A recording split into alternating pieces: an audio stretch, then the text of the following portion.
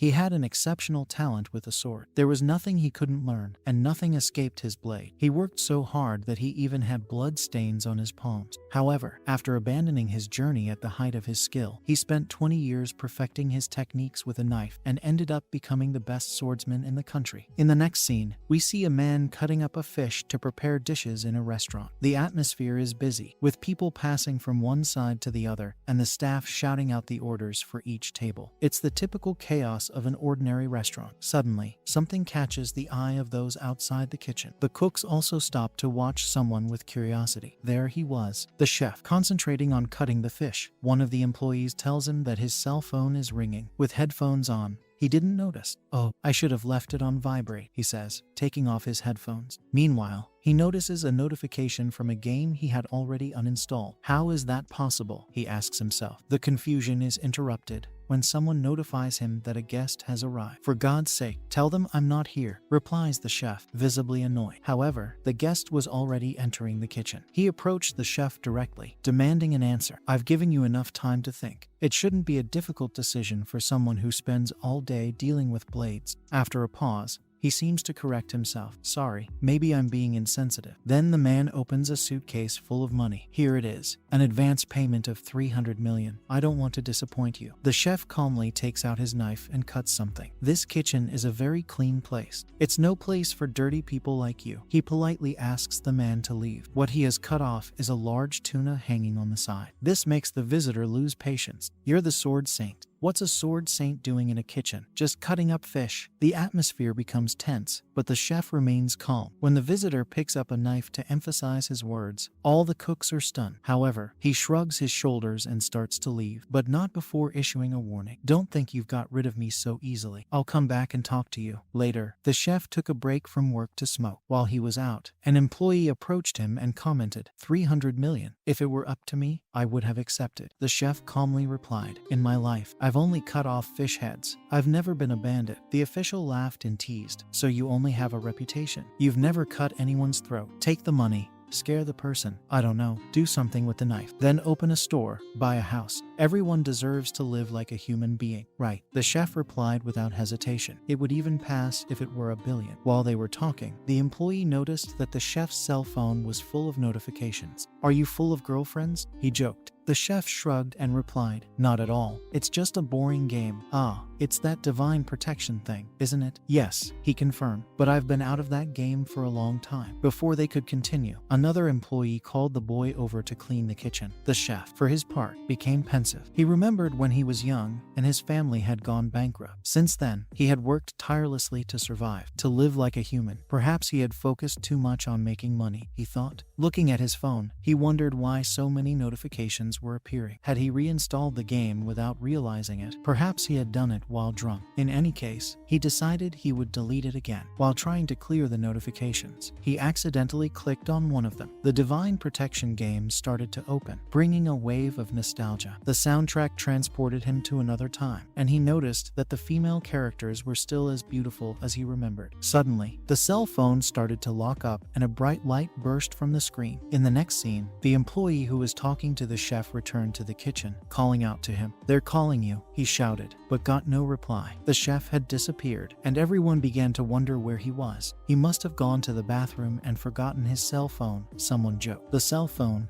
abandoned on the counter, displayed a mysterious message on the screen. "Transfer complete, 100%. The next scene brought an explanation of the Divine Protection game. It was a typical pay-to-win game, where whoever paid got stronger. The automatic hunting system was tedious, and the game was incredibly generic, with nothing special about it. A narrator commented on the game. "You might be asking yourself, why would anyone play this?" And then he admitted it. Well, because he liked the look of the female characters in the game. The narrator also revealed that he had never spent a penny on the game, nor been involved in the purchase cycles or missions. He never finished the game, nor did he play as the main character or interact much with the NPCs. In the game, Jioma took on the role of Kang Jioma, a secondary character who barely featured. One day, while walking down the street, a woman bumped into him. He, in typical LoL player fashion, was surprised and thought, "My God, a woman." Trying to act normally, he asked if she was okay, but the woman replied that it was she who had bumped into him and that it was okay. Meanwhile, Kang Jeoma was reflecting on the world he was in. The headquarters of the Divine Protection game was in Korea, and everything there, the names, the geography, the locations, and even the language was very much inspired by the country. Because of this, he was able to adapt easily. Now, he lived like a high school teenager, a quiet, secondary life, similar to the one he had in his past life. When he arrived home, he was warmly welcomed by his mother, who exclaimed proudly, "Family pride has finally arrived." She excitedly showed him a letter. He had been accepted at a prestigious college. Without hiding his embarrassment, Jeoma asked, "Please, Mom, can you stop this for now?" But his mother was still overjoyed, repeating how proud she was. She had already read that letter several times. Kang Jeoma's parents were even more excited than he was, especially as the entrance ceremony would be the following day. "Have you packed everything for the trip?" she asked. He confirmed it, saying that he just needed to finish a few details. Meanwhile, alone in his room, Jeoma sighed dejectedly. His ordinary, quiet life was about to be completely destroyed. Sitting there, "I thought, not everyone is as excited as I am. I've dropped out of college several times, but to no avail. I'm exhausted." His acceptance into Hawakan Academy seemed a mystery to him. Kang Jeoma wondered how that boy had managed to get into such a prestigious school. It was then that he began to remember what happened when he took over that body. As soon as he arrived, his parents explained that the previous year, Jeoma had manifested his blessing. He didn't know exactly what this meant, but he was told that, because of this, he automatically passed the entrance exam for Hawakan Academy. Kang Jeoma reflected, "Is this kid some kind of genius?" The concept of blessing was similar to what he already knew from the game. It was a special ability that allowed humans to use extraordinary powers. However, not everyone received a blessing. Many factors, such as genetics, influenced this. Wealthy people of noble origin were more likely to receive this divine protection. The Hawakan Academy, created under the pretext of training heroes, was in fact an exclusive space for the elite. Recently, a program was registered that allows people with no ties to heroic families to join. This is how Jeoma managed to get in. The aim of recruiting heroes is to fight monsters, but he doesn't accept this reality. He says it's not the life he wants. Being in a school training to become a hero, and then being sent off to war bores him to no end. As he thinks about it, he remembers the blessing he has. Suddenly, the status window appears. He comments that the interface design is still as ugly as ever. The system reveals his ability, a blessing that makes him unable to feel pain for 30 seconds, with a recharge time of 12 hours. Jeoma reflects, dejected, on whether he was really accepted into college with such an ability. 30 seconds and 12 hours of recharging. That's depressing, he thinks. Jeoma recalls that this blessing was acquired when he arrived in his new body, but that it is not the blessing of the god of the sword. This other ability, which is extremely powerful, guarantees that anything hit by a blade will be cut, with no limitations on activation time. He discovers, however, that it only works with blades up to 30 centimeters long and 5 centimeters thick. Intrigued, he wonders if someone is playing a joke on him. This ability didn't even exist in the game, he ponders, but its simplicity also makes him suspicious. How does it work? There must be some condition to activate it. Upon reviewing the specifications, he realizes that the ideal size corresponds to that of a sashimi knife, the same one he used constantly in his past life. He wonders what the point of this game is with him. Anyway, nothing seems to turn out the way he expects. After packing his things, Jeoma realizes that he has forgotten his equipment. He remembers the beginning of his journey in the game, when E-rank equipment used to cost millions. An S-rank piece of equipment, for example, would be something extremely rare, possessed by only 2 people in the world. He decides he doesn't want something too flashy to avoid overspending, but concludes that going without any equipment would make him the target of negative attention. Eventually, he gives in and decides to invest in something simple. Jeoma remembers the lessons of a teacher from his past life, who always stressed the value of Japanese knives. He decides to give it a go. After all, a truly skilled person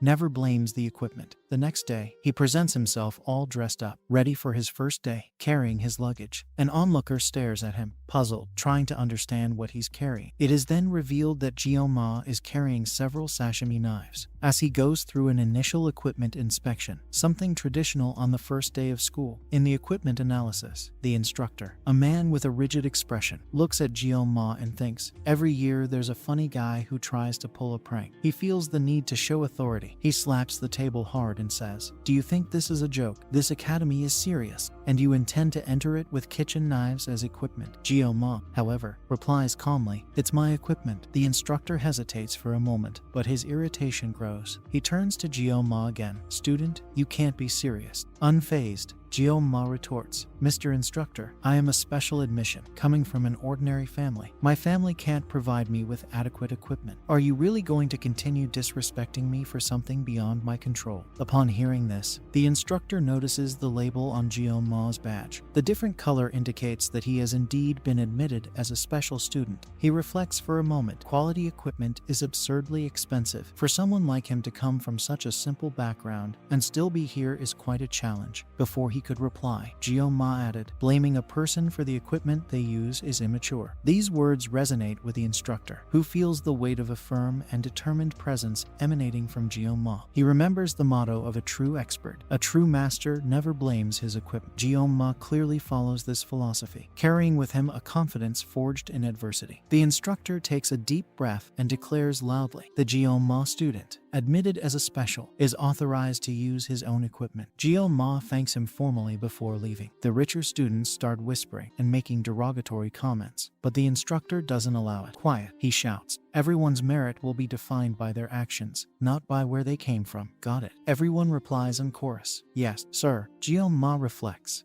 Leaving the scene, that experience was exhausting. Despite this, he feels relieved to have passed this stage. The evaluation of his equipment is complete. Now all that remains is the test to determine which class he will be placed in. As he prepares, he thinks, getting this far has already been a huge achievement. This is Hawakan Academy, one of the most privileged places there is. Jio-ma thinks it's really different from looking at it through a cell phone screen. The size of this academy campus is exaggerated. A small city could fit inside. He admits that it's actually quite nice. He remembers his past life, when he had to drop out of school for lack of money. Could I ever have imagined being here in my past life? Suddenly, over the loudspeaker, a voice announces that the exam is about to begin, and that the new students should gather by 3 p.m. Jio-ma thinks, "That early? I've been through the entrance ceremony, but this exam is much more important." He remembers that he has to test his new equipment, so he stops to think, "Wait a minute, I haven't touched a knife since I came into this life." He remembers his master's words, "Never let go of your sword. Sleep with it if you have to." Jio-ma reflects on the fact that he has lived 22 years for the sword. "A year's rest won't harm my skills, right?" He takes the knife and analyzes it, making sure it's sharp, not bad, really. He decides to test it by cutting a leaf, but as he begins to unsheath the knife, it begins to be energized. The system warns him that the conditions for the sword god's blessing have been met, but it also notes that Jio-ma's body is still too weak, and that the equipment level isn't high enough. A suppression occurs to synchronize his body with the current equipment. Jio-ma thinks, "Wait a minute, the skill is already activated." He activates the skill at level 1. The system says, "May the gods bless you." Suddenly, he feels unbearable pain as the energy passes through the knife and his body. He thinks he might die from the pain, but he survives. When he opens his eyes, he is in a completely different space. What the hell was that just happened? When he drops the knife on the ground, it seems that the universe and reality begin to rebuild. Jio-ma asks himself, "Wait a minute, am I back? Did all this happen the moment I dropped the knife? What the hell is that?" Until Jio-ma feels an intense headache and thinks that his ability has been activated. But why did the blessing cause the whole world to shatter? And why the pain? Is this some kind of side effect? Apparently, when he used the blessing of not feeling pain, he ended up with a sore muscle in his body afterwards. He reflects, "If every time I activate it, it's like this, I'll never be able to use my knife." Again, the loudspeaker warns the new students to assemble immediately. Jio-ma wonders if she can get her knife back. "I can't just leave a sashimi knife here on the floor, can I?" He tries to convince himself that maybe it hurt just because it was the first time, and that everything will be fine. However, when he picks up the knife again, he feels an even more intense pain. In the next scene, we're in the training area, where several students are already there, waiting. We see several nobles talking, and among them is a very important guy, the Emperor of the Sword, a 7-star hero, Siegfried von Nibelung. They say that he is the direct descendant of Aaron Nibelung, and that he is also an apprentice of the legendary hero, the most powerful human today. The nobles are intimidated by his presence and decide to sit down. Then a woman appears with the Emperor of the Sword. She is also a 7-star heroine, Medea Venom. She asks the Emperor what the last half-century of his life has been like, and he replies, "Just Medea." She asks, "Are you dressed like that in a gym by any chance?" Is turning 70 an excuse to go crazy? She then comments that all women deserve to feel beautiful. She says she can make him look 10 years younger with her blessing,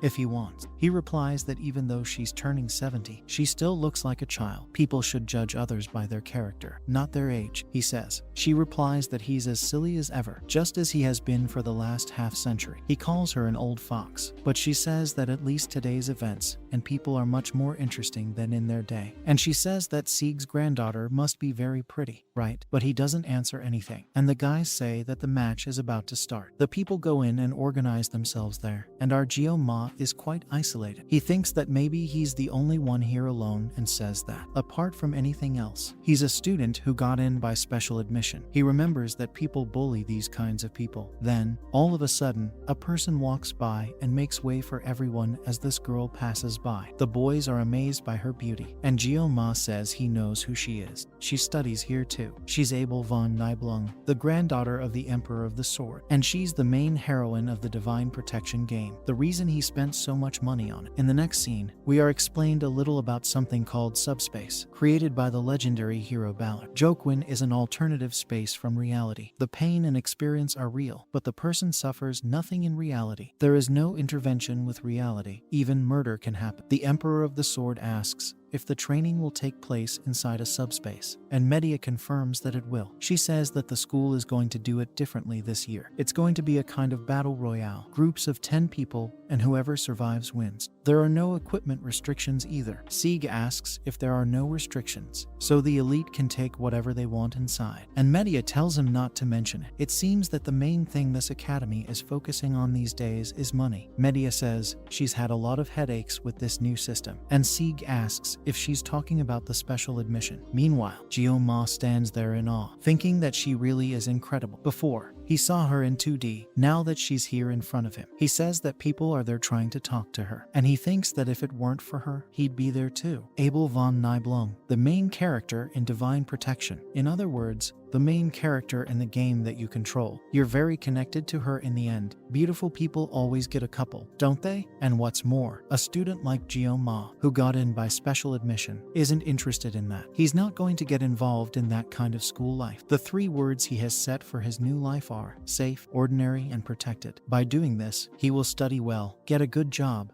and have a super safe and quiet life. He thinks, become a hero, not a chance. I touch a knife and almost die of pain. He thinks that heroes can protect the world, but he just wants to be comfortable until the magic crystal starts telling them the rules. The test this time is going to be a battle royale. Of the 10 people who manage to finish from each group, the highest rank is called Star, and the 2nd to 3rd rank is Dragon. Ranks 4 to 7 are Wolf, and ranks 8 to 10 are Ordinary. Based on these results, they will be assigned to different classes. Points will be calculated automatically, and there is no time limit.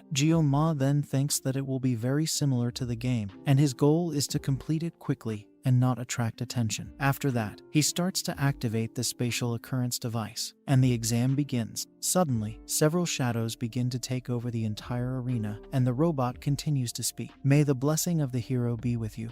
Ma thinks he'll avoid drawing his gun as much as possible. In the next scene, we see the end of everyone leaving subspace all screwed up, and the magic crystal is speaking out everyone's placements from all the groups. The Emperor and Medea are there watching. She thinks that only Sieg, his granddaughter, and the descendants of Shang Xiang and Ji Gung are there. The results were basically predetermined in this place. And look at that time, she says, 7 minutes. Unbelievable. She broke a record with a C rank weapon, and the weapon this person was using was a high-risk weapon. You need to have a lot of control over your blessing. She says that these types of people, these new young people, are acting as if they were older, even though they are not at the level of their time. This selection will surely go down in the history of the academy. The Sword Emperor says that it's normal for his granddaughter, a descendant of the Nibelung family, and he says that it looks like it's coming to an end, so he's going to get out of there. Medea says that there really isn't anyone very interesting to watch there, but the Emperor asks, hey, there are still a lot of people. Are you really going to leave? She replies, all right then, see you next time. He replies, yeah, see you next time, old man. Until, suddenly, both the Emperor and Medea feel something very strong, and, in fact, everyone does. Medea asks him if he's felt it, and he says it's just almost ridiculous. He comments that this sensation is very difficult to feel, and he only experienced it for the last time around the president. Suddenly, they hear a very loud noise, and the subspace rift begins to open up in the sky. Someone has simply cut through subspace, and then, suddenly, two people fall out of that crack. People start asking themselves, wait, did they just fall out of subspace? Then the crack begins to glow brightly, and something rapidly descends from it. A sashimi knife. Media starts calling the medical team to rescue the people there, and we see that it's our Gyo-ma lying next to his knife. We see his perspective now. He realizes that the outcome had already been decided. There were elite people there, but unfortunately, through sheer bad luck, he ended up in a match where his life was at stake. He notices that there were people slaughtering other students, and he thinks, I fell in with the evil twins, the two brothers from the Iron family, Mao Jun and Shun Mao. We see them beating up and simply destroying the other student. They have natural talent, but they are also brutal and very violent. Gyo-ma notices that the twins have been beating the others for 30 minutes, but he hasn't been affected yet. He thinks, could it be that I'm so weak that they haven't even noticed me? Then one of the brothers throws a body that appears to be dead on the floor, starts counting 1, 2, and asks his brother how many he's knocked over. At that moment, he sinks the other student's head with a kick. The other brother complains, saying that he took 4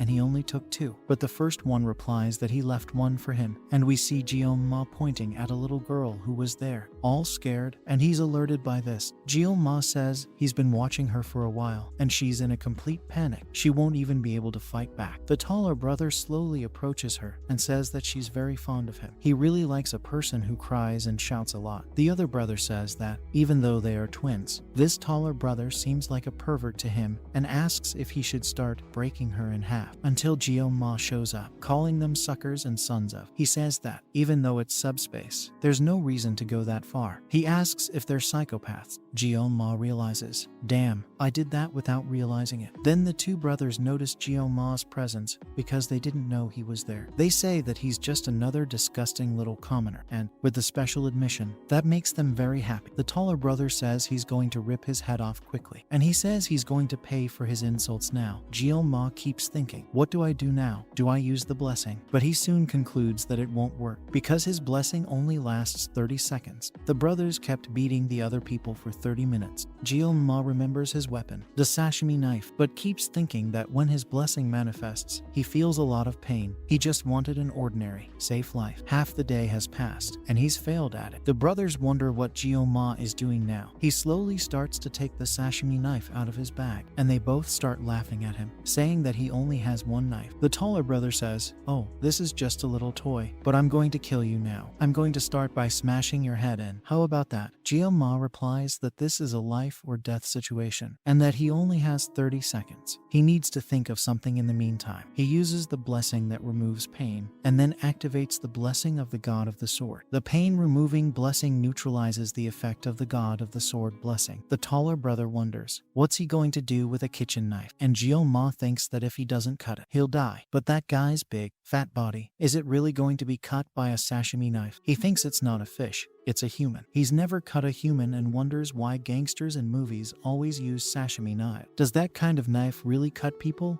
as if they were fish? He remembers his master saying, of course not. His master said that not even if God wielded a knife like that could he do it. But he also remembers the other phrase, if you cut, you'll be cut to pieces. When that fat man jumps on him, Gyo-ma doesn't even hesitate and makes a cut with his knife. Using the divine cut, he simply rips off the hand of one of the brothers and thinks he's finally going to be able to give those assholes their revenge. The guy's hand, along with his glove, simply falls heavily to the ground. Then he remembers a flashback from his past life, asking his master why gangsters used sashimi knives. His master throws the knife and says, I told you to just call me master, and why do you care?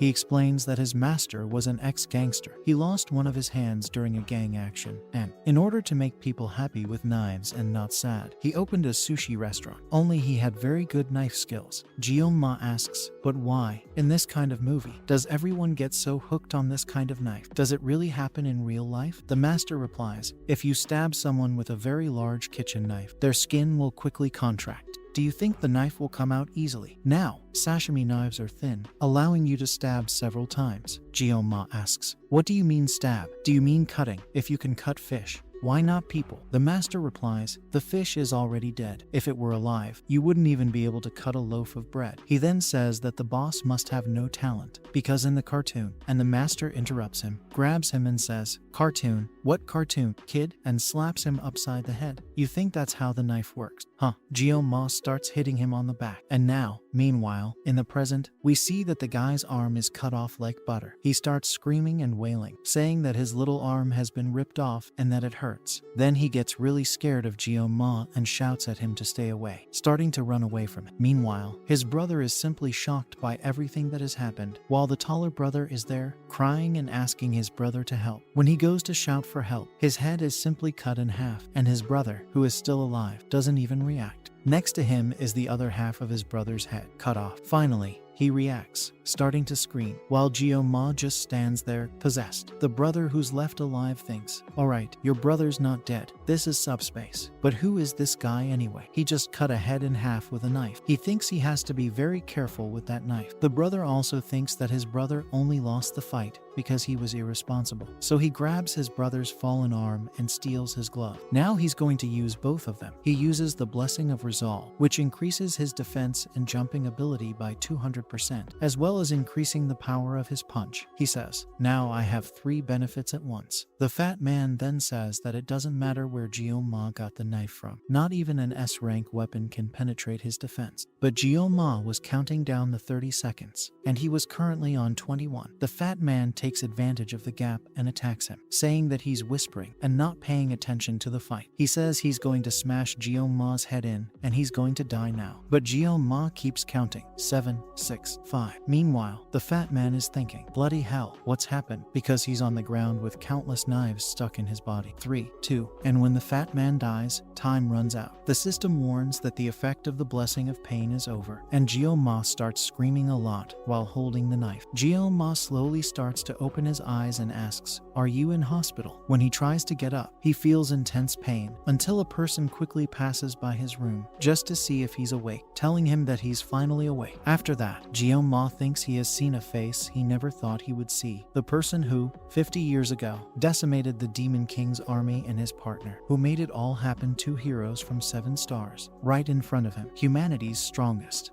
Siegfried, and the principal of the academy, Medea. Gyo-ma wonders what these people are doing there. Sieg asks what his name is, and he introduces himself as Gyo-ma. He gets straight to the point of the conversation and asks what the hell he did in there. He remembers the sensation he felt while he was in there, clearly not being himself in that body, not being himself at that moment. We see that Sieg was already prepared with his sword, and Gyo-ma thinks it's not good to be targeted by this man. Sieg says that, even in subspace, he thought the brothers were overreacting. He acknowledges that he also overreacted and says that he will accept any punishment. Sieg and Medea exchange glances, and Medea says, come on, old man, are you going to keep meditating on the poor kid? She then sits down next to Gyo-ma and says, it was Sieg who cleared his clogged meridians while he was unconscious. Apparently, the older you get, the more stubborn you get, too, don't you? She smiles at Gyo-ma and says, ah, little boy, at least look at me. She is amused, saying that she really likes a shy little boy. Both Gyo-ma and Sieg are embarrassed by Medea's attitude. Gyo-ma asks himself, why did the sword master do this to me? He realizes that, to his surprise, his body is much lighter than before. Medea continues, they reviewed the video of the room you were in. I was very moved. You protected an underprivileged student, a prince like she'd always dreamed of. Maybe you're my little hero. The emperor says, Medea, and she replies, all right, you old man. The emperor warns her that he's only warning her to keep her dignity, but Medea replies that she's telling Gyo-ma all this so that he doesn't worry, because he won't be punished for what he's done. She explains that the two were only approved thanks to a favor from their family, which is very influential. She also mentions that they will soon be removed from the school. Gyo-ma thinks, ah, that's a relief. At least I won't be sharing my school life with those kind of people. But the emperor says that, to be honest, they're there for another reason. Gyo-ma has become the best student in the test, and they congratulate him on it. Gyo-ma is surprised and thinks, what? He just wanted a peaceful and safe life. Later, at the academy, Medea comments, I've been the director of this academy for 20 years, but this is the first time something like this has happened. Gyo-ma replies that she doesn't want to be first. They are both shocked by this, and Media says, "Geo-ma, please think again. Do you understand what it means to be the star of the class?" She suggests that perhaps he didn't listen properly, but his result was determined by the test. Geo-ma insists that he still doesn't want this position. The emperor just stares at him in silence. Then Media asks, "Are you angry because Geo-ma has taken your granddaughter's place?" The emperor replies, "Of course not. That would be very immature." He adds, "There's nothing more immature than determining someone's rank just because they're influential. The academy chose the best student, so they'll have to accept that." He explains that Geo-ma has no extremely exceptional skills, no good physical abilities, and little experience. But even so, for a young boy like him, he's made quite an achievement. The emperor remembers the great cut that Geo-ma made, the movements that he saw at that moment. He realizes that Geo-ma's movements completely embodied the notion of skill. That was the pinnacle of fencing. However, he also noticed an incongruity in the boy's meridians. His body wasn't trained enough for the skills he possessed. It seemed that something was stored inside him, something that shouldn't be stored. Geo-ma thinks that, even at his advanced age, the Sword Emperor is still competitive, especially when that student is the same age as his granddaughter. Media comments that Geo-ma is very attractive, but not in the sense of how he killed his opponents to save a defending girl. She jokes, saying, "If I were 10 years younger, or maybe now, I might even give him a chance." But then she diverts the subject and asks, "What are you thinking, old man?" The emperor asks, "What do students nowadays call people like you?"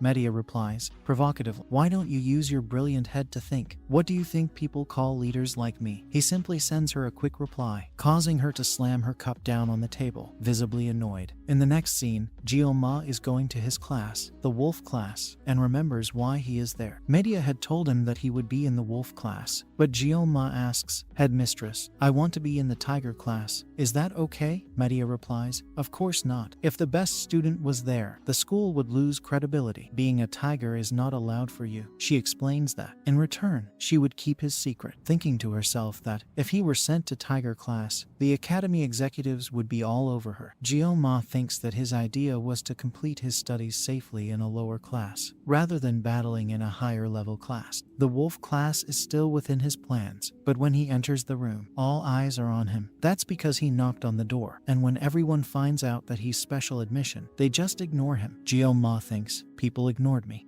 If you're going to ignore me, at least stop staring at me, eh?" He then reflects that, if everyone has ignored him, Media has kept his secret, and maybe he really can have a quiet life after all. Then, finally, something positive. We finally see that girl he saved, and she comes to thank him for what he did for her. She says, "Remember the test?" And he replies, "Oh, yes, of course." He thinks, why is she using such a formal pronoun at her age? He then says that he doesn't need to thank her, because anyone would do what he did, but she insists, saying that she needs to thank him for what he did. Geo-ma thinks he acted that way to save himself, not to save her, and feels a bit hypocritical. He takes a moment to introduce himself as Kang Geo-ma, and she says her name is Chloe. He replies that it's very nice to meet her, and that he's happy to at least have someone he knows in the same class. Chloe says she's happy about that too. He keeps thinking, Chloe, I don't remember that character in the game. But he soon concludes that, as the main characters are a minority in the game, it will be difficult to find more characters like her. Maybe she's an extra character, just like him. Geo-ma then asks Chloe to keep what happened in the exam a secret, and she replies, "Of course." But before she can ask, the teacher shouts for everyone to sit down. Geo-ma comments that they'd better talk later. The teacher throws a book on the table and says that everyone there is to be congratulated, as they have been chosen to take on the legacy of their ancestors, the Hokan Valor, and that they should embrace this pride. He introduces himself as Li Wu-bin, the instructor of the wolf class, and tells them that, as it's the first day, they're going to start with some basic exercises. He asks everyone to suit up and show up in the training area in 30 minutes. One of the students asks what will be done, and the teacher replies that it will be quite simple. No push-ups, sit-ups, squats, or running 10 laps of the training area. He asks if anyone has any more questions, and as no one answers, he says they can start. Geo-ma thinks, are we going to go bald at the end of this training? He approaches the teacher, who calls him by name, and Geo-ma thinks, wait, does he know my name? The teacher asks him what he wants, and Geo-ma replies that he would like to escape from the training, claiming that he doesn't feel very well. But the teacher says that since Geo-ma is an excellent student, this routine won't make him break a sweat. He even says, it's a star class exercise for you today, and explains that the principal has told him that Geo-ma should always be given a more difficult level than his class. Jeon-ma thinks, that damn old woman. Then Jeon-ma says, come to think of it, I had to go to the bathroom. It was a bit tight, you know? The teacher replies, of course.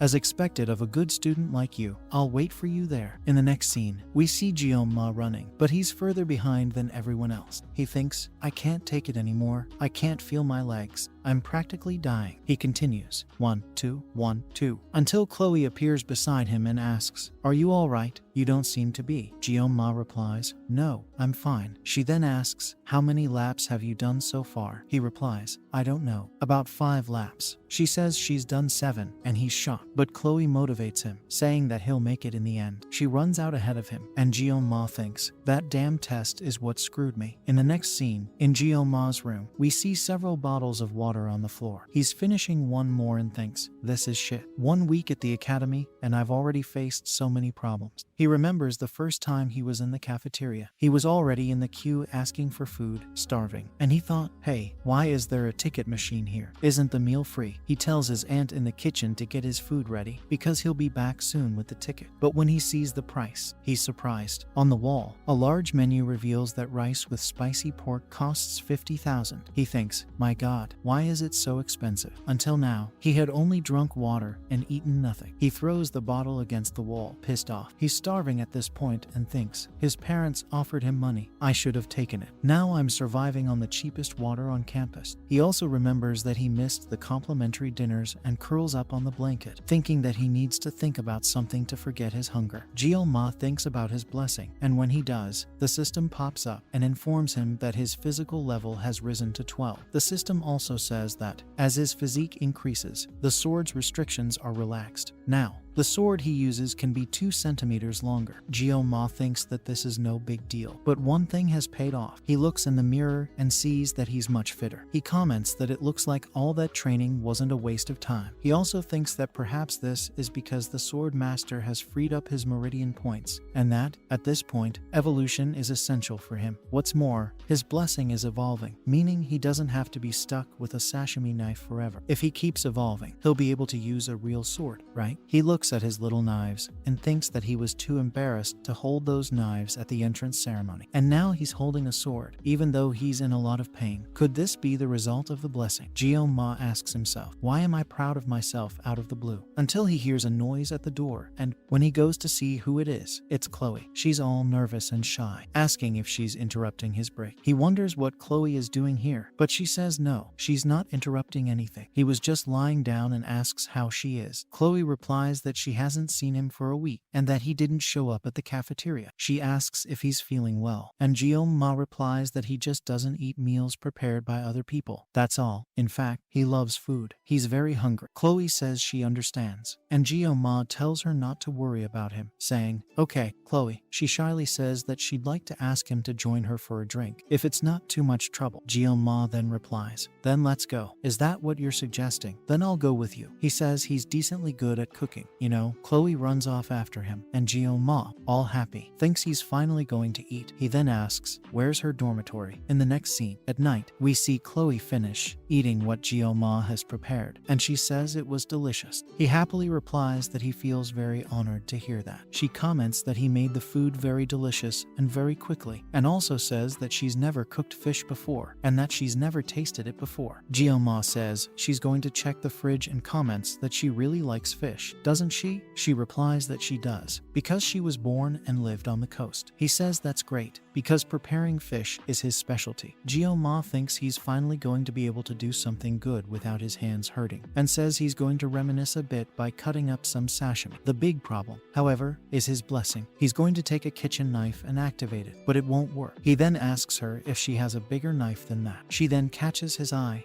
and shows him a huge katana. She asks, will this do? Jeon-ma replies that he's fine and will use the kitchen knife instead. He thinks it's easier to use the blessing of pain and finish it in 30 seconds. He also thinks that, in his past life, he was called the best swordsman in the country, so he thinks he can do it. He activates the blessing of the god of the sword. In the next scene, everything had already been devoured. Jeon-ma says it only took him 21 seconds to do everything. He peeled the fish, cut the bones, removed the entrails, and sliced the meat. He He comments that it was a real work of art and that he still has the knack. Chloe asks how he got so good at cooking, and he replies that he used to work in a restaurant. She then asks what part-time work means, and Jio-ma apologizes, saying that she might not know what it means. He thinks that, in fact, it seems to be something that doesn't belong in this world, but rather a social difference. Jio-ma says that he's very flattered that she liked the food anyway. Chloe then says that since he's cooked, she's going to do the dishes, and he replies, that's fine. He then looks at the moon and starts humming, thinking that, as his belly is full, he couldn't help singing. Suddenly, we hear the sound of a plate breaking. Chloe, all flustered, is there apologizing for having broken everything. Jio-ma thinks, oh yeah, you're rich. You've probably never had to wash dishes. At my age, I'd already done that much. Suddenly,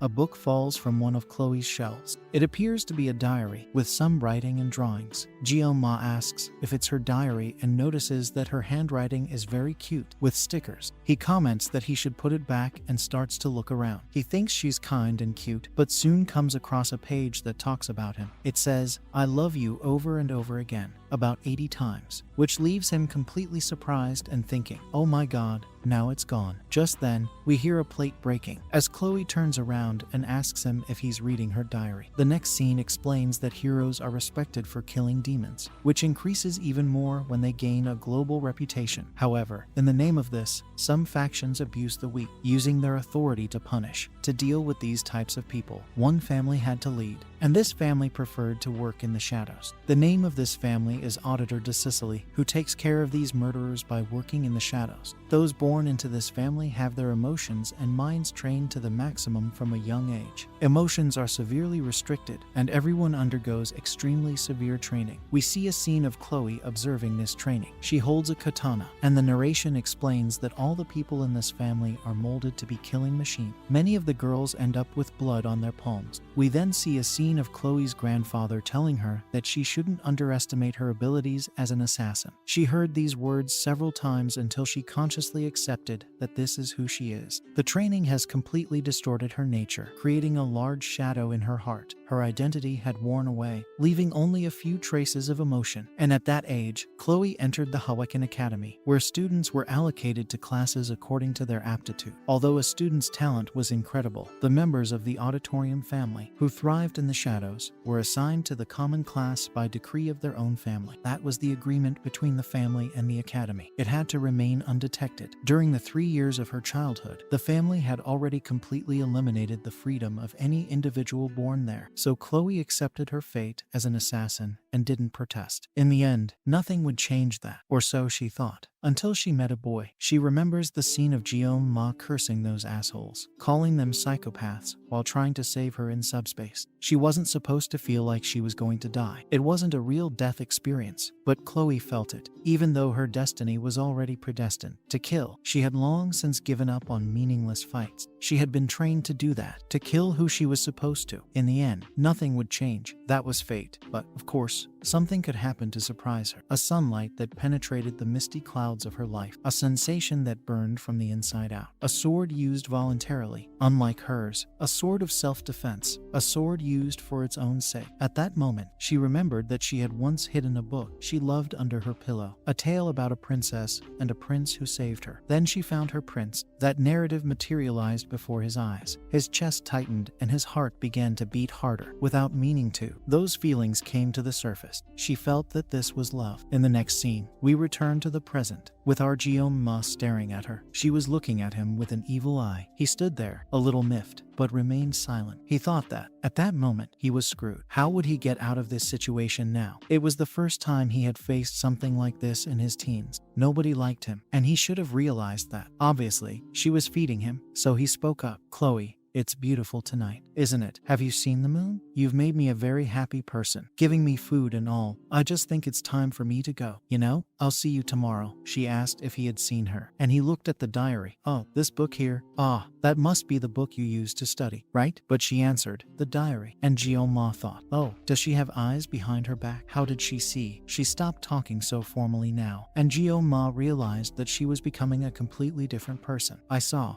didn't see anything. everything. I mean, yeah, okay, I saw it. She began to draw her katana, and Gyo-ma thought, what? Out of the blue like that? He knew that jumping out of the window wasn't an option. He was on the 4th floor, and falling there would be fatal. The only way out was through the door. He had a big problem now. He was trapped. She slowly dragged the katana towards him, and Gyo-ma thought she was really going to kill him. He began to wonder if perhaps she wasn't feeling well. He had a bit of knowledge about that. A pupil that didn't move. Her eyes seemed opaque. Sure enough, she was a yandere. Before, she was all perky. Now she was like this. One of those anime yanderes with a split personality. He thought that managing this kind of person was difficult enough, but when the person had a dual personality disorder, that's when it got bad. Gyo-ma thought that it was the diary that caused it, and he came to the conclusion that, if that were the case, she would chase him until he died. To ensure his safety in the future, he needed to take initiative now. Her aura was much worse than those fat guys he had faced. Gyo-ma thought that this academy was getting harder and harder. He needed to get out of this situation. He had only used 21 seconds of the blessing of pain, which meant he still had 9 seconds, and the sashimi knife was still there, but he wouldn't be able to catch it, as it was too close to Chloe. But Chloe was already getting ready, and Gyo-ma grabbed the first thing he saw, a stiletto. When she came at him with a katana, he held up the stiletto and said he had to finish it now. He thought that blade was too small. The system warned that this kind of exercise increased mental resilience. His words and actions gained temporary intimidation, and the sword god's blessing was activated. May the gods be with you, Gyo-ma. The two confronted each other, one with a katana and the other with the stiletto. Gyo-ma commented, Chloe has long hair, doesn't she? Maybe she'll have to cut it a bit. We only see the cuts being made in the air. In the next scene, we see Chloe in her bed, getting up and asking where Gyo-ma is. She wonders where he's gone, then remembers the last time she saw him. She was looking at him, and he was watching the moon. She then wonders, where's her machete? She looks over and sees that it's there. Phew, she thinks. She then comments, in a low voice, I practically lose consciousness every time I pick up a machete. In her memories, her grandfather told her not to worry when it happened. She shouldn't deny her talent as an assassin. She always forgets a murder. Then she puts her face to the pillow and says, Chloe, you idiot, why did you faint just then? She gets all warm and shy, thinking about Gyo-ma, and wonders if maybe she said something wrong before she lost her memory. Then she sees the stiletto on the floor and wonders, why is this here? Until she realizes that her hair is short. He's used the stiletto to cut her hair, and what's more, he's taken all the hair and put it in the garbage can. Chloe smiles, thinking, Gyo-ma really is very kind. She then goes to write this in her diary before forgetting. She writes again that she loves Gyo-ma very much. In the next scene, we see Gyo-ma outside, vomiting. He thinks that he has somehow managed to get out of that situation. He only managed to use 5 seconds of his blessing, and he feels like he's going to throw up again. He thinks that this way, all the dinner he ate will be gone. After throwing up a lot, he sits down on a stool and comments that he threw up everything, and now he's hungry again. He then wonders who exactly Chloe is, because her fencing was perfect. She went at him with the intention of cutting out his heart in one fell swoop, and that's a technique that only formidable assassins master. If he'd been caught with his guard down, he'd be dead now. When he thought his life was at risk, he instinctively aimed for her neck. Fortunately, the stiletto was too short, so instead of killing her, he just cut off her hair. Gyo-ma thinks that by cleaning up the mess, there shouldn't be any more problems later. He thinks that keeping the peace in that place isn't so easy, and that, apparently, being ordinary is much harder. He thinks that, for the first time, when he entered this wretched game, he had no ambition. With just a sashimi knife, he reached the pinnacle of skill. That's not easy to imagine, not even in the most fertile mind, but that's what they say, right? Everyone knows how to do something. It also has a miraculous blessing. Divine protection is the name of the game. Gyo-ma also has a blessing, in addition to the blessing of valor. Jokwim, or the legendary hero, if Gyo-ma remembers correctly, was one of the game's legendary blessings. But the content of the blessing is very simple. Save the world from the dangers of the Demon King. Gyo-ma has a legendary sword called Wound, a sword known for choosing its master. Meanwhile, Gyo-ma can only use a sashimi knife. He thinks he needs to control himself. At that moment, he thinks that nothing here is real. They're just characters. Nothing is real. He's even forgotten what his goal was. But he stops to think, is there such a thing as an ordinary person in this world? Gyo-ma thinks he's given up on knowing who is the main character and who isn't. But at least now he knows how to get by in this game. It's been a week since Jeon-ma started studying at the academy, and, based on the game's story, at that point Jeon-ma would have received his blessing. Now, late for registration, it seems that this is when the story is really progressing. Jeon-ma knows the general story, but he doesn't know what happens at the end. And of course, knowing that kind of thing is just an extra. No matter what happens, he's going to follow the main story. He'll lose any kind of advantage or shortcut he has. From what Jeon-ma remembers, the game starts to get darker in the second half of the third year. Demon tribes,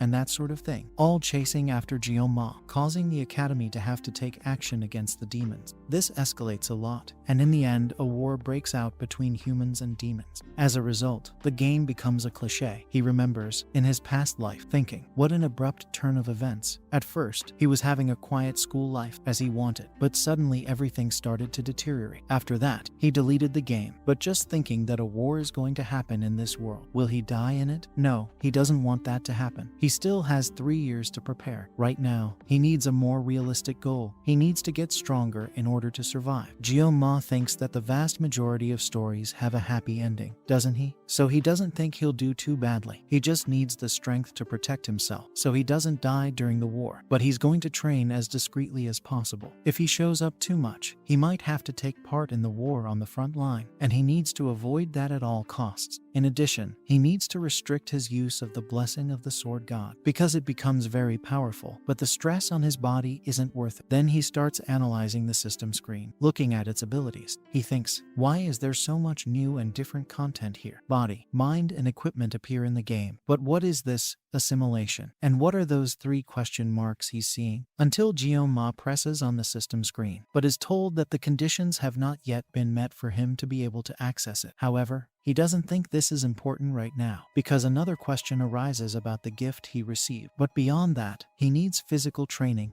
and a new weapon. He can only use his blessing of pain for 30 seconds, and he needs to train with a sword that doesn't meet the requirements of the sword god skill. Fortunately, there will be a monster extermination practice next month, and the reward for that is the Muramasa, a B-rank weapon. If he manages to use it well, it will be enough for his graduation, and he hopes that sword won't work for his blessing. He begins to reflect, thinking that he has much more to do than he imagined. Then someone catches his eye. It's the granddaughter of the Emperor of the Sword, who says that this place is hers. She looked sweaty from her walk, so she looked at Jeon-ma, who looked back at her. He moves a little to the side, and she asks if he couldn't go a little further. Jeon-ma moves a little further away, thinking that he shouldn't have stared at her like that. Abel says that he doesn't need to leave, he just needs to move a little further to the side. Jeon-ma thinks, what do you mean? Her place is just a public bank. The fact is that he needs to sever all connections with the heroine of the game. He notices that she was trying to freshen up, and, although embarrassed, takes a look. He thinks that the appearance of all the heroines in the game is designed to attract attention, and he admits that she really is very pretty. Suddenly, Abel says, this is the best place to look at the stars. Jeon-ma thinks, damn, she started a threat. He wonders, is this really the Abel I know, the Sword Emperor's granddaughter? He also wonders why she started a conversation with a poor guy like him. Out of the blue, she asks if his main weapon is a sword, and Jeon-ma asks how she knows. Abel replies that it was her grandfather who taught her that. A swordsman has a very specific eye, she says. Then she offers her sword and asks, so, do you want to try it out? Jeon-ma, a little disconcerted, replies that he's not very interested and begins to wonder if she's alright. He wonders, is she really the same character? Then Abel asks, do you know who I am? Jeon-ma thinks, oh, she must be asking that because she thinks I'm a bit suspicious. He reflects that there is no one at school who doesn't know her and replies that he knows her, more or less. She then says that she doesn't know him, and Jeon-ma wonders what the point of this conversation is. She comments that this is a bit of a cliche he knows her, but she doesn't know him. Jeon-ma asks if she should give her name to everyone she has just met, and she replies that, you never know. She suggests that he might be a spy for the Demon King, undercover as a student, and that perhaps that's what explains him being alone on the bench at night. Jeon-ma asks thoughtfully, so why are you here? She replies that she was obviously training. He then says that he was too, and she asks what kind of exercise he was doing. He replies that it was breathing, but notices that she has sores on her hands, which makes her a little embarrassed, so she hides them. Geo-ma, observing, says that she really is very diligent. Abel replies that, of course, she has to be. No one knows the burden of being from the Nibelung family. People from that family have to be perfect all the time. They can't show weakness at any time. She then asks, "You know I'm not the best student this year, right? This is the first time I've lost to someone." Geo-ma already knew that, but on hearing it, Abel doesn't look sad. She smiles and says that this is a relief for her, but she was also curious to know who had beaten her. She really wanted to know who it was so that she could crush that person next time. Geo-ma, hearing this, almost vomits again. He asks, "Do you have to go that far?" She replies that it's a matter of pride, and that she asked her grandfather, but he wouldn't tell her. She can't live as a runner-up without at least knowing who was first, until she realizes that she's telling all this to someone she barely knows. And Geo-ma asks, "So why are you telling me this?" She replies that it's because he seems weak. Show no mercy to the strong and be good to the weak. That's my family motto. She says that everyone in her class is very good, so she has no friends. Geo-ma thinks,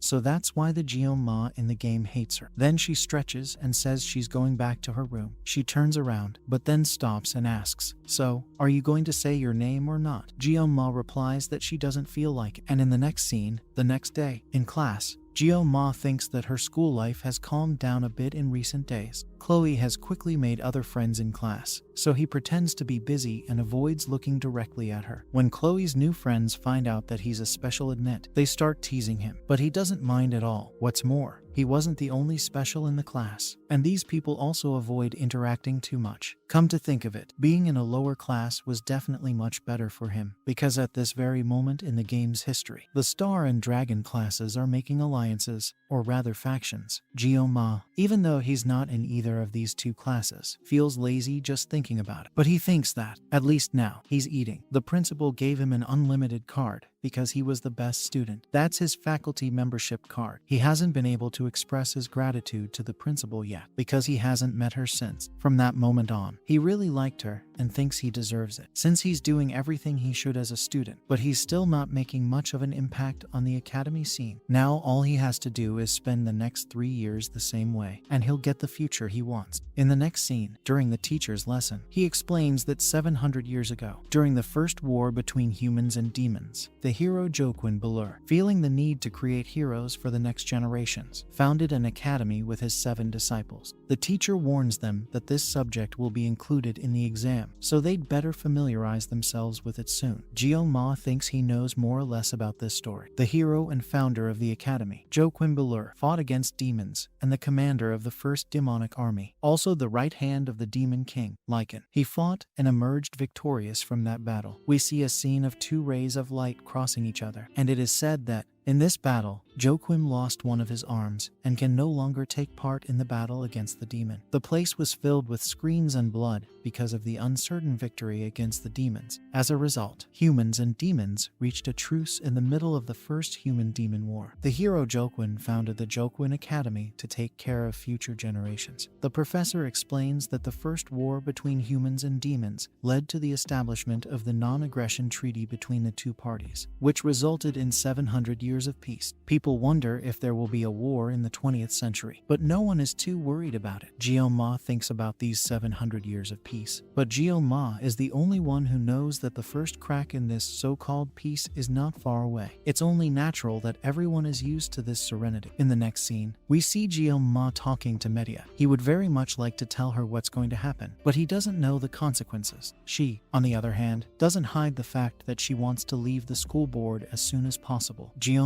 explains that she was the first to smell the abnormality thanks to her blessing, the poet, but she was also the first of the 7 heroes to put herself at risk to protect the students. Geo-ma says she hasn't played the game much, but has seen a spoiler of the story. She was the first hero to be sacrificed by the Demon King, and then he was faced with her death. Now, in the present, he's pondering whether or not to tell her about it. Returning to the present, the teacher says that that's all for today, and that they should study hard for the exam. Then we see a commotion up ahead. People are gathering, and Geo-ma wonders what's going on until he realizes what day it is. May 5th. He realizes that it's today that person is coming to class. Geo-ma thinks, if my memory serves me right, May 5th is the day he arrives, the main character of this world, Leon van Reinhardt, and soon, the 700 years of peace will be broken. Jio-ma thinks this bastard's face is a disgrace, because all the girls fall in love with him. If it were a game for adults, surely someone would have killed Leon by now. But Jio-ma tries to keep positive thoughts. He thinks that even the other main female characters in the game were made for him. Rachel de Miura, the Saint of the Lance, Saki Ryozo, the daughter of the Bowmaster, and, of course, Abel von Nibelung, the granddaughter of the Emperor of the Sword. They're all part of Jio-ma's group, which is a bit annoying. But Leon is the Jio-ma of this game, so everything will revolve around him from now on. Jio-ma thinks that being around this guy, in the same academy as him, is like an involuntary enlistment, and this would be the second time he has enlisted. Jio-ma also thinks that even Jokwin only managed to seal the first commander of Hell. How strong must the Demon King be? Jio-ma's not going to lose, is he? That would be S. Until, suddenly, Leon glances at him and gives him a little smile. Jio-ma doesn't react, but says to himself, alright, this is just a game, so Jio-ma will take care of everything. It's not my problem. But he thinks, Leon's face is pretty convincing, isn't it? It's almost inspiring. I've almost been convinced to fight demons now. Suddenly, someone calls out to him. In the next scene, at night on the training ground, we see Jio-ma training with a longer sword. He thinks, it worked. A very long sword doesn't activate his blessing, because it's still weak. He says to himself, at least I need to know the basics of swordsmanship. And then we have a flashback, because the person who was calling Jio-ma was Chloe. She asks if she's done anything bad to him, and Jio-ma would love to tell her that she almost bit his head off. But he doesn't want to bring that up now. He just replies that nothing happened. He's just a bit guilty. Chloe says that's a relief. But meanwhile, Jio-ma is thinking, who is this girl again? Unconsciously, her sword almost went through him. He realizes that she has a killer instinct inside her. Her murderous aura is enormous, and he thinks that she is certainly more dangerous than those fat guys at the beginning. At that moment, she asks if Jio-ma isn't going to do anything in the evening, if he wants to have dinner with her again. She says that she really wants to take care of him, or rather, she wants to cook for him. She's not that good, but she wants to try for him. Jio-ma thinks, dinner, and he remembers that she almost killed him last time. Only the look in her eyes was so cute, asking him to accept it. He thinks he'll even feel bad if he denies her request, but decides to say that if he accepts, he could wake up in a freezer tomorrow. He then says, Chloe, instead of dinner, can you do me a favor? She asks what that would be, and he replies that there's something only she can do for him. She gets curious and asks what that would be, and Jio-ma asks her to teach him fencing. In the present, he thinks that he needed an instructor in this a long time ago, and this is a very good excuse, since Chloe is very powerful. He remembers that last night he watched a video called How to Survive a Yandir, and wonders if it will work. In the next scene, Chloe appeared all dressed up, asking if he had arrived yet. Jio-ma hadn't even realized she was there. She says she arrived early, around 6:30, but Jio-ma replies, well, weren't we supposed to meet at 8? He begins to stare at Chloe, who gets shy and asks if she looks strange in this outfit. Jio-ma replies that she doesn't, but he's thinking about something he couldn't notice before because of her uniform. She has a lot of muscles underneath those clothes. He thinks she's looking pretty cute today. Jio-ma hands her a wooden sword, and Chloe wonders, hey, aren't we going to use a real sword? Jio-ma thinks, what do you mean? Does she think we're going to use real swords to train? He replies, we're just going to train. Okay, calm down. You don't have to use a real sword. Chloe is a little put out and says, in a very strange way, that he's very nice. Jio-ma was already preparing herself with her lessons on how to handle fencing. When she stops to test the sword, a huge blast comes out, and Jio-ma wonders how strong it is. Even the air is shaking near it. He thinks he's too weak, but at least his blessing hasn't activated. He opens the system just to check again, but the length of the sword is still too long for him, and his skill doesn't support that kind of blade. He analyzes it and wonders if the blessings are really like that. Everyone has experience and increases the level of their own blessing over time, but his blessing has additional effect. He wonders if this is normal, but he keeps thinking that he'll have to find out what it is later. Chloe is a little worried, seeing that he is reflecting a lot there, but he apologizes and thinks that it seems that only he can see the system window. He looks like a lunatic when he opens it and stares and touches nothing. Then he asks Chloe to be patient with him because it's his first time practicing. She says it's fine,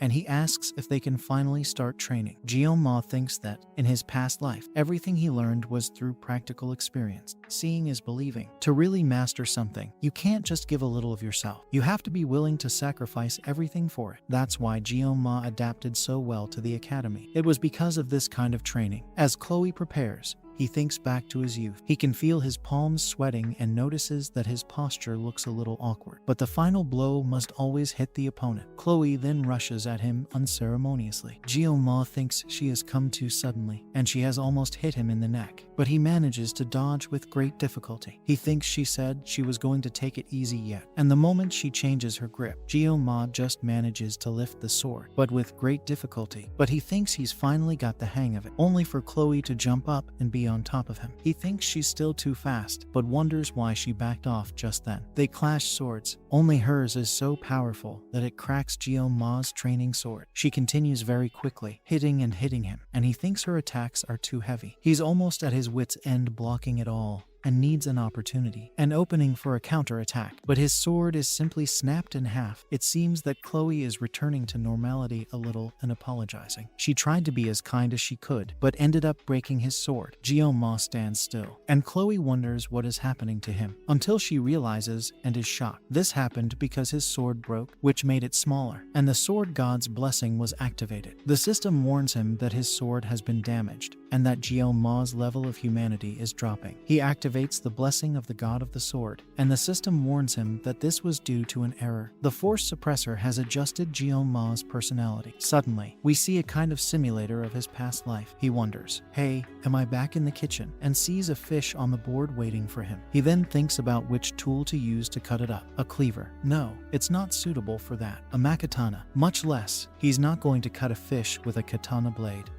But he finds the perfect weapon, a sashimi knife. He thinks this is very strange, but that's fine. He'll cut the fish, letting everything happen as it should. We see that he is being controlled like a puppet, doing everything as it should be. The system warns us that Jeoma's personality has been changed to evil. Chloe wonders if everything is all right with him, but he starts to move like a zombie. Suddenly, he lunges at her very quickly. Chloe even manages to block, but the attack was so heavy that she stumbles, and Jeoma throws her away. She crashes into a wall, spits blood, and keeps saying that Jeoma is completely different from before. When he tries to thrust his sword at her, she manages to dodge, but it's clear that he's completely out of control. Chloe thinks it was just an attack, but she can barely move. She wonders what happened to him. She doesn't know why he changed so suddenly, but she has to finish the training. She asks him to stop the training, but doesn't realize that he's not listening to her anymore. Jeoma comes at her again, and she thinks she won't be able to dodge this attack. She keeps asking him to come back to his senses as he approaches to finish the attack. She shouts his name, at which point he returns to the simulation. Jeoma wonders what's going on. Hey, is the fish I'm trying to cut alive? He realizes that the fish represents Chloe, who is shouting his name. He is confused and thinks, why is the fish shouting my name? Then he looks at his reflection in the knife and remembers, that's right, I'm King Jeomar now. He wonders where he is until he comes across a vision of Chloe asking him to stop. Jeoma then simply throws the sword before it hits her. Chloe realizes that he has finally regained his senses and tells him that perhaps he should stop for today. She asks if he's all right, and he simply thanks her for the training and leaves. Later, we see Chloe walking around, wondering what happened. It was the same feeling he felt when he killed those two brothers at the entrance ceremony. That was Jeomar's real power. She knows that he is extremely powerful, and what he used was not a technique, but pure instinct. Even if he unconsciously activated his blessing, she couldn't even fight him. He simply decimated her with half of a wooden sword. Chloe thinks she knew she was strong, but not to that extent. Then someone calls her, saying that she seems happy today. That person's name is Nox Aditor, from the Aditor family, her own family. He's a second-year tiger, and she recognizes his older brother. He asks her if she joined the academy to get involved with little commoners, but she asks him not to talk about Jeoma like that. He replies, oh, so his name is Jeoma, is it? Then I'll keep an eye on this Jeoma. But she just turns around and says that if everyone from Aditor comes, no one will be able to kill Jeoma. Nox wonders when she's going to leave. Now, in Jeoma's head, he thinks he needs to clarify a few things. The power he's been given is far from a blessing. It's like a curse. He simply can't rely on the blessing of the god of the sword. So he sought out new weapons. But even so, this power rushed after him and took control of his body, as if this god of the sword thought his efforts were a joke. He didn't feel pain at that moment. He felt pleasure. A corrupt, intoxicating pleasure. That blessing was playing with him like a puppet on a string, whispering sweet words in his ear. Cut, kill, destroy. Then he gave up his body, but Chloe's indiscernible screams shouted his name again and again, until he recognized himself as Jeon-ma. With that scream of hers, the fragmented world became whole again. Then he threw down that wooden sword, which seemed to be sticking to his flesh and bones, because he instinctively thought that would be the best decision, to Andir, who had recently tried to kill him, and Chloe, the girl who had brought him out of his weak consciousness. He was a little upset that the sword had broken, but at last he felt gratitude. Then he quickly left the room before the blessing activated again. But will he really be able to control this blessing next time? This gift,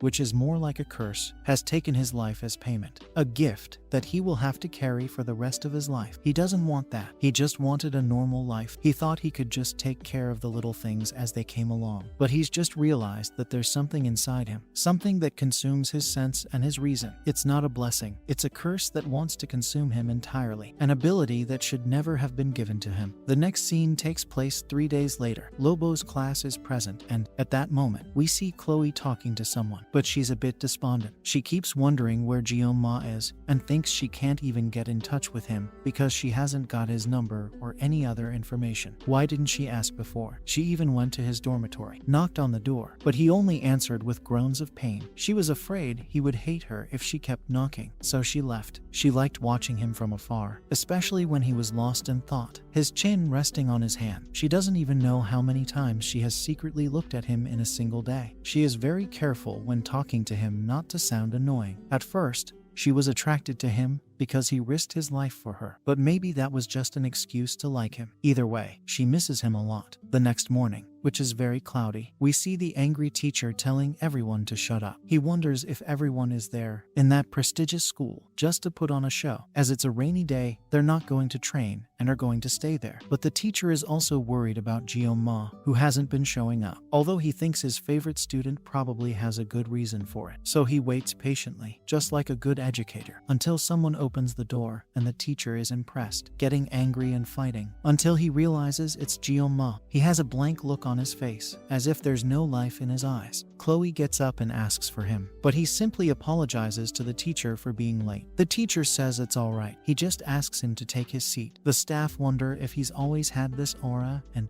for a special admissions student, he seems very frightening. The room is in a very strange mood. In the next scene, during the break, everyone goes out to eat. Chloe goes to talk to Jeon-ma and asks if everything is alright. What happened? But he says it's no big deal. She insists, saying that he's been absent several times and that she thought something had happened to him. She asks if it was because of the duel they had, but he says he was just a bit ill. That's all, and thanks her for her concern. She's embarrassed, but relieved. However, Jeon-ma thinks she didn't believe this explanation, and he thinks it's fair. He explains that, over the last 3 days, he went through something like extreme withdrawal symptoms, until he was mentally exhausted. He couldn't even leave his room to eat anything. He could only stay in bed, praying for the convulsions to stop. He suffered from much worse pain than before, much worse than the price of using a broken gun. But that wasn't the only thing that happened. When he looked in the mirror, his appearance looked the same, but his face was deeper, and a few strands of hair had turned white. That was the punishment of a god. Jeon-ma thinks that Chloe seems to feel guilty about it. Well, considering everything that's happened, it makes sense, but he thinks it's best to let it go. Then he asks, "What about that dinner you invited me to last time? Is it still on?" She's embarrassed to realize that he wants to have dinner with her, and he says yes. He wants to try her food. She gets all excited, starts jumping up and down, and says that, of course, she'll give it her best shot. Jeon-ma thinks that she seems to like that very much. She then asks him what he would like to eat, and he says that he would like to eat fish again, but remembers that last time he threw it all up. Besides, fish is very expensive in this place. Suddenly, he feels something approaching. Both he and Chloe look, and it's her brother, Nox, who is exuding a murderous aura. Jeon-ma notices that Chloe is very shocked by this, and asks her if she knows who he is. The two of them stare at each other, and Jeon-ma approaches him, saying that if Nox wants to say something to him, just say it. There's no need to stare. But Nox has a murderous look on his face, and Jeon-ma thinks, What's with those eyes of his? Then Chloe steps in and asks Jeon-ma not to talk to this guy, asking why her brother has shown up. Jeon-ma notices that her attitude has completely changed in her brother's presence. Her voice is shaking a little, as if she's afraid of something. Nox asks Chloe if she really broke the family rule for this boy, because he doesn't look like much. She says that, family or not, she has nothing more to do with them. But Nox says that there's no way she can wash the blood off her hands, that an editor is always an editor. Jeon-ma wonders what kind of drama this is, what tragic story is happening in front of him. It's like she's a rebel from a story in a Victorian book. But Nox simply tells Chloe to stop being silly and go back to her family. She shouts loudly, asking him not to talk about Jeon-ma like that. He thinks she's gone a bit overboard. My god, she could tone down that shouting. But then he suddenly asks himself, wait, editor? He just remembered that name, specializing in infiltration and assassination. They are a group from the shadows who appear halfway through the game, talking from family to family. They are very small, but specialize only in murder. All the editors are ridiculously strong, having been trained since childhood to be killing machines. So, if Chloe is one of the editors, my god in heaven, what kind of situation has he got himself into here? It seems that Nox's expression makes more sense for an assassin. It's not that expression he's wearing, that he has no hesitation in killing. He knows that the editor only kills to maintain order. They don't just kill, it has to be justified. Until, suddenly, he notices that Chloe looks very strange. She's biting her lip, and he thinks that maybe she wants to live a normal life too. But, as well as his blessing, she has a curse that prevents her from living the way she wants. She was destined for this emotionless life, the life of an assassin, and he thinks it's her bad luck. He's not a hero. He can't save her. I don't know. But he wonders what he's doing there. He's going to take the first step. So what? He's a good person, because a person who doesn't save a life can't save the world. He walks over and says he's going to talk to Nox. Don't worry, Chloe. Can he save the life of just one girl? He thinks that his blessing is surely a curse. But then again, he won't stop taking advantage of it. He tried to escape his blessing, but he couldn't. The cartoons always say that there's no heaven for those who run from their own problems. And that's true. He can't run away from his own problems. He's going to walk towards them, and he's going to take the first step now. His name is Jeon-ma, which means demon sword, and he simply tells Nox to follow him, that now he's going to cut him up. But he thinks someone with that name uses a knife. Meanwhile, in the teacher's room, the teacher is thinking about what happened to Jeon-ma. His expression has changed completely. Then another teacher comes in and asks what happened. He's thinking so much that it looks like he's going to go bald for good. He replies, please don't talk about my baldness, okay? Then he receives an important phone call. He's being told something. The teacher, deep down, thinks that he started out bald and then made that cut, which was kind of cute. But the problem is that something is happening inside a subspace. He wonders who asked for a subspace out of the blue, and is told that it was Jeon-ma and his opponent,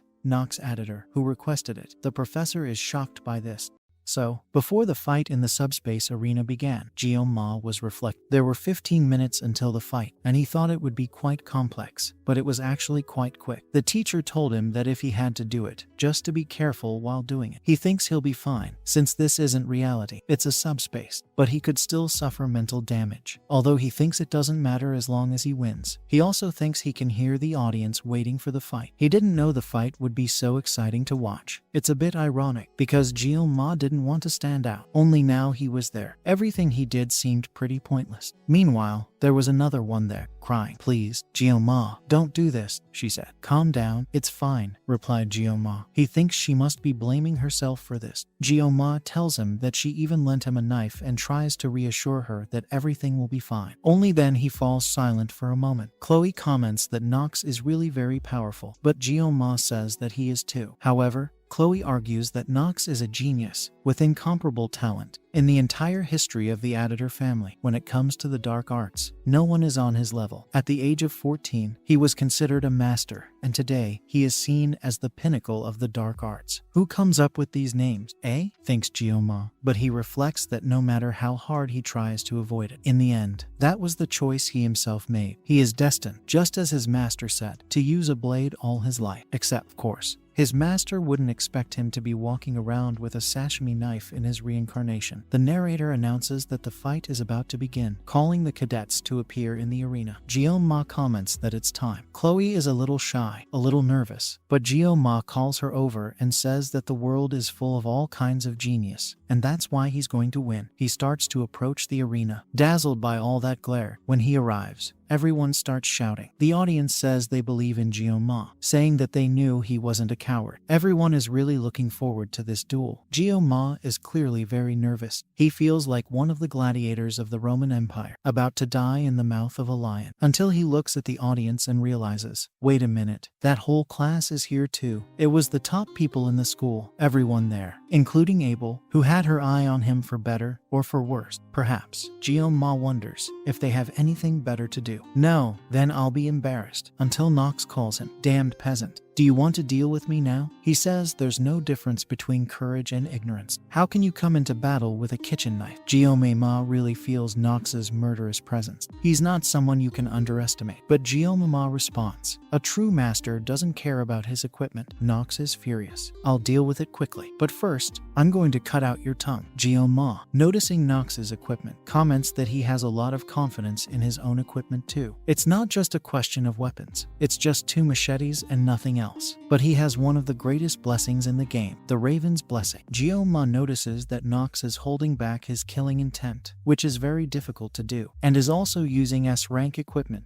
Ma says to himself that he has also prepared. He's carrying a sashimi knife of a completely unknown rank. Then the subspace barrier begins to form to start the fight. As the barrier materializes, the narrator wishes the hero a blessing. Ma activates his resistance to pain and the sword god's blessing, charging at Nox with a murderous stare. The audience soon realized that there was something strange about the fight. The audience was expecting Nox to take it easy, but the two were exchanging blows with their blades at an impressive speed. Look how agile they are, comments a girl. Abel, watching intently, thinks, so that wimp Ma fights like that, even with Nox's dark power. He can't penetrate the blockade of Ma's sashimi knife. Frustrated, Nox begins to shape a dark aura around himself. However, as he looks around, he notices several cuts on the ground, the result of his opponent's speed. Thinking to test Ma's limits, he uses the 3-legged crow skill, creating 3 clones made of darkness. The clones advance simultaneously, making quick, precise cuts that seem to hit Ma. Nox thinks that's it, but to his surprise, the Ma leaves so quickly that he doesn't suffer a scratch. Stunned, Nox wonders how that could have happened. The audience is impressed, as they rarely see anything like this. Some comment that the fight is on fire, while Abel, with her sharp eyes, notices something else. Only those who pay close attention can understand what's really going on. Up to that point, the attacks had all been Nox's. Ma just blocked and dodged. Abel wonders if he really wants to fight. Nox, shaking with rage, thinks, Chloe warned me. This guy isn't normal. He had used the Raven's Blessing believing it would annihilate Ma in one fell swoop, but his opponent dodged it as if it were nothing. He's too focused on speed, Nox concluded. If he's that skilled, I'll have to be careful, but this time, I'm going to end it with a single powerful blow, enough to take his head off. Despite all these thoughts, Nox looks at his opponent and sees him only holding a kitchen knife. He laughs to himself, until Ma surprisingly drops the knife given to him by Chloe. Nox teases, have you given up yet? But Ma doesn't answer. Instead, he picks up his famous knife, still stained with blood. He assumes a firm combat pose, staring Nox down in the depths of his soul. Nox, irritated, asks, what's that? Are you trying to provoke me? He then prepares another attack with his 2 machetes, saying, I'll cut you in half with a single blow. At that moment, the Ma simply disappears from view, moving with frightening speed. When Nox finally realizes where he is, it's too late. Ma, with a cold look on his face, thinks, I just wanted to have a comfortable life, but I ended up losing the purpose of it. Even so, I'm not someone who regrets it. A clean cut, that's all. In a second, Nox feels the pain. His right arm is no longer there. He wonders how it happened, as he didn't even see the movement. Meanwhile, Ma passes by him like a shadow. The audience is in shock, completely impressed, even the most powerful people present. Ma, determined, thinks, blessing, curse, whatever stands in my way. It's time to say goodbye to my peaceful future. The next second, he lunges forward. Without hesitation, he begins to deliver a series of blows that pierce Nox's body, leaving only his head. Then the subspace barrier gave way, marking the end of the fight. Ma was on his feet, while Nox remained on his knees. Calmly, Ma puts away his knife, leaving many girls in the audience terrified by what they had just witnessed. The narrator declares the duel over, while Ma thinks, I should have expected this kind of reaction from them. Well, there's no turning back now. On reflection, he thinks about the fact that he did all that with a simple fish knife. Despite this, he had cut a person, or at least it felt real. He tries to console himself by remembering that it all happened inside subspace, a simulation, and that it wasn't really a real body. Looking at Nox, now desolate, Ma thinks, he really was powerful, just like Chloe said. Incredible experience and battle instinct. However, his killing intent was so clear that anyone could sense it. In the end, that's what defeated him. The fight was over in just 26 seconds, and the winner was declared Kang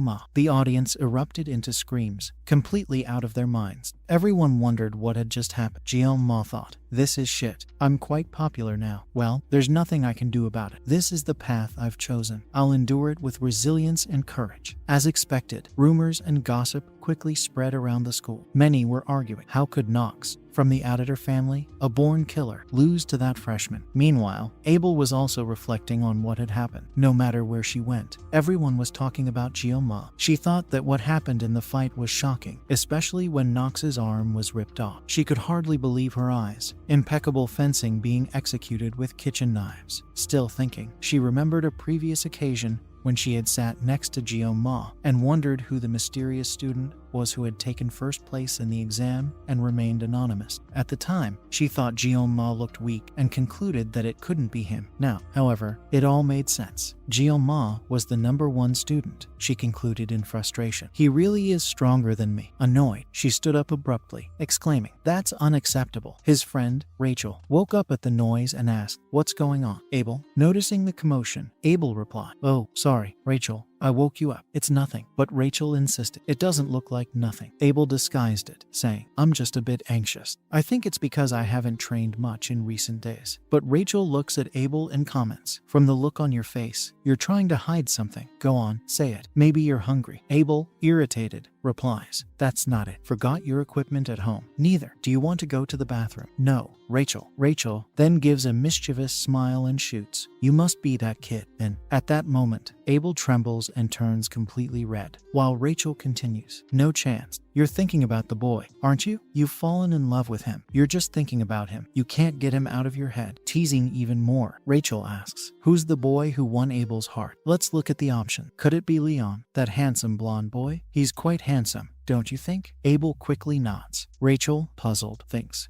when I mentioned Leon, you didn't really seem interested. So, maybe it's Ma, that special little student. Abel trembles immediately, and Rachel exclaims, bingo, I've found it. Before Abel could react, Rachel started pulling her out of the room. Where are we going? Abel asked nervously. What do you mean? We're going to his class. Of course, replied Rachel, excited. Arriving in Tiger class, Rachel made a spectacular entrance. Wait a minute. One moment. Students. Everyone was impressed. It was rare to see two of the best-known girls in the school there. Some even joked that a red carpet needed to be rolled out for them. Without hesitating, Rachel climbed onto the desk of one of the students and asked, where's the kid with the black hair? The students were confused, and one of them complained, hey, why did you climb on my desk? Rachel smiled back. Aren't I pretty enough to come up to your table? Meanwhile, Abel was absolutely mortified with shame. For God's sake, Rachel, come down, she whispered. But Rachel seemed to be enjoying herself. When she finally found Ma, she noticed that he was talking to Chloe. Look, he's with a girl. Is that his girlfriend? Rachel asked sarcastically. Chloe, who was full of smiles and flirting with Ma, immediately closed her face when Rachel approached. Rachel, however, didn't care. She carried on with confidence and a mischievous smile. Sitting down next to Ma, she said provocatively, oops, sorry, did I wake you up? Clearly sensualizing, she asked. Your name is Kang Ma, isn't it? I was in the audience yesterday. You're much cuter up close. You know that? Ma froze. Her instincts were screaming at her to get out of there. Who is this girl? He thought, confused. Chloe, next door, was also suspicious. Who the hell is she? She asked herself, as she stared at Rachel, as if she was going to kill her right there. The atmosphere became tense. Chloe grabbed a stylus, clearly furious. Ma thought, if a knife fight breaks out here, that's going to be bad. I've seen this combination in the game before. The situation was about to explode, but Abel quickly intervened, holding Rachel and asking, what are you doing? This isn't even your class. Rachel, feigning innocence, replied. Oh, I just stopped by to say hello. Before leaving, she caressed Chloe's head provocatively and said, don't interrupt while the adults are talking, okay? Oh, and it's not safe to play with sharp objects. Chloe, furious, didn't let up. As Rachel continued to tease Ma, Chloe made a move with the stylus, seeming to cut her. But to everyone's relief, it was only a can of strawberry juice that had been hit and exploded, spraying liquid everywhere. At that moment, Rachel grabbed Chloe's arm with great ease, interrupting her attack with the stiletto. With a teasing smile, she commented, you're very slow. It's like a child is still a child. Abel, worried, shouted, Rachel, let go of her now. Without bothering, Rachel let go of Chloe, but with such force that she threw her across the room. However, Chloe, thanks to her skills, managed to land on her feet, taking the situation as a real challenge, while some of the boys in the class were excitedly muttering, yay, women's wrestling. Ma was thinking, my god, where did I end up? The narrator then explains that Rachel is part of the clan of the Saint of the Lance, known for their motto, skills are useless in the face of overwhelming strength. Members of this clan prioritize brute strength above all else, and Rachel de Muera is a perfect example of this. Returning to the scene, Rachel looks at Ma and casually asks, is that child your girlfriend? Ma, a little disconcerted, replies quickly, no. Immediately, he realizes that it was a bit rude, but it was still technically the truth. Trying to make amends, he adds, she's my friend. Inside, however, he could only think, how the fuck did I end up in this situation? When he looked away, he realized that Abel was there too, which confused him even more. What about you? Why did you two come looking for me? Rachel, with her typical provocative tone, replied, Abel seems interested in you and wanted to see your pretty face. Abel, completely flustered, shouted, I never said that. You're the one who dragged me here. Rachel, with a sarcastic smile, retorted, but you kept following, didn't you? The murmurs in the room began to grow, and Abel, red with embarrassment, exclaimed, this is a big misunderstanding. I didn't want to come here. Ma, tired of the confusion, thought, then why don't you leave? And he ended up saying exactly that out loud. If you have nothing to do here, get out of the room. Man, the two girls were shocked by his words. Rachel, however, laughed and said, you're a really interesting guy. You know that? I like interesting people. Ma, out of patience, replied, what a relief to hear that. I'm a long way from being interesting. Rachel insisted, oh, don't be like that. How about watching Netflix in my dorm? Chloe, who was already about to explode, screamed so loudly that it made the whole room shake. Get away from my Ma. Rachel looked at her in surprise and asked, your Ma? My Ma? Abel, irritated, tried to contain the confusion. Rachel, please. Rachel smiled, raised her hands as if in surrender, and said, all right, I'll get away from your Ma. Before leaving, she looked at him again and, with a playful tone, commented, you're so cold, but bye-bye.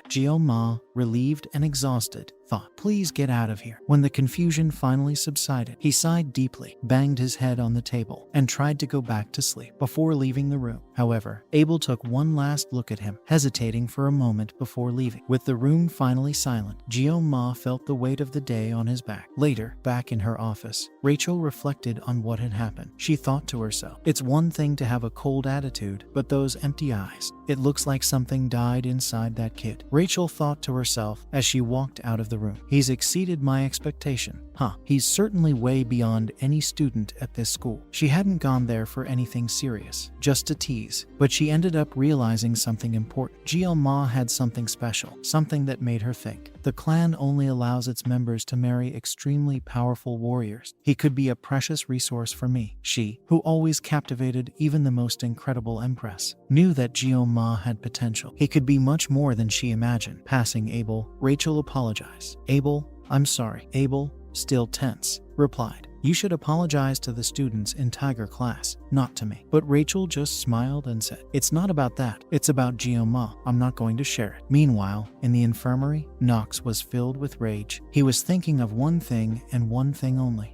Ma, you're going to pay for this. Knox was determined to kill him, and his thoughts turned to one crucial question. This body of an editor genius had never known defeat. How could he lose to that brat? With growing anger, he considered his options. I'm going to kill this bastard in his sleep. I'll murder him and then take my revenge on Chloe. She has as much potential as I do, even more. If she stays by Jeonma's side, she'll lose everything. He knew that, with the power of his home, he could show who was really in charge. But when he opened the bedroom door, a surprise awaited him. There was Jeonma, calm, eating an apple as if nothing had happened, and saying, "Look who's here." Nox was paralyzed for a moment, incredulous, but then his anger resurfaced. He wasn't going to be intimidated. In the next class, Chloe was visibly upset. Jeonma noticed her frustration and thought she must be very angry about what happened. Chloe, for her part, was thinking of killing anyone who came near her, still angry about what had happened. It was then that Jeonma called out to her, his soft voice breaking her train of thought. "Hey, are you okay?" She suddenly melted and, with a shy smile, replied, "Do you want anything?" Jeonma, without losing his cool, asked, "What is Nox doing now?" Chloe hesitated for a moment before answering. "He's in the medical ward, but nobody gets hurt in subspace. Remember, he checked himself in, said he shouldn't worry about it." But Jeonma thought, "I really stung that kid, but not enough to traumatize him. He must be up to something." With his usual charm, Jeonma put his hand on Chloe's head and asked, "Which room is Nox's?" In the present, Nox was perplexed to see Jeonma there. He exclaimed, "What are you doing here?" Jeonma, with a challenging smile, looked at him and said, "Can I have that apple? You won't mind, will you?" Nox was incredulous at Jeonma's calmness, as he bit into the apple as if nothing had happened. Without waiting, Jeonma commented, "Wow, you look like you've got a lot of money, don't you? A room that size. No joke." Nox looked at him, still trying to understand how he had gotten there. When Jeonma approached an apple knife on the table, Nox asked suspiciously, "Are you going to finish me off here?" But Jeonma just uses it to peel the apple, and Nox wonders how he can peel it so well. He puts the perfectly peeled apple on the table and says that it's good for Nox to eat a little fruit, you know, and Nox wonders how this guy uses it. Then he shows his hidden blade and thinks he's going to kill him right there. But Jeonma says, "Oh, and if you're thinking of taking revenge, he'll devour all of Aditor, you hear?" And Nox is so shocked that he slams the door in fear. Just then, the perfectly peeled apple is cut into several extremely symmetrical pieces. Then, walking out of the infirmary, Jeonma begins to reflect. Nox is now nothing more than a small candle that could go out at any moment. His will has been completely destroyed against Jeonma. He thinks, "Looks like my intimidation really worked. Except that the Aditor are an incredible killer group in this world. He would never deal with that whole clan with, I don't know, 30 seconds of his blessing, and he thinks that everything he can do has to be in 30 seconds. But that's just the worst case scenario. He should kill, I don't know, as many as he can." Then, looking at the moon, he feels like he's in the eye of a tornado, like he's being used for it. And Jeonma says, "Good. He's as insane as the world around him."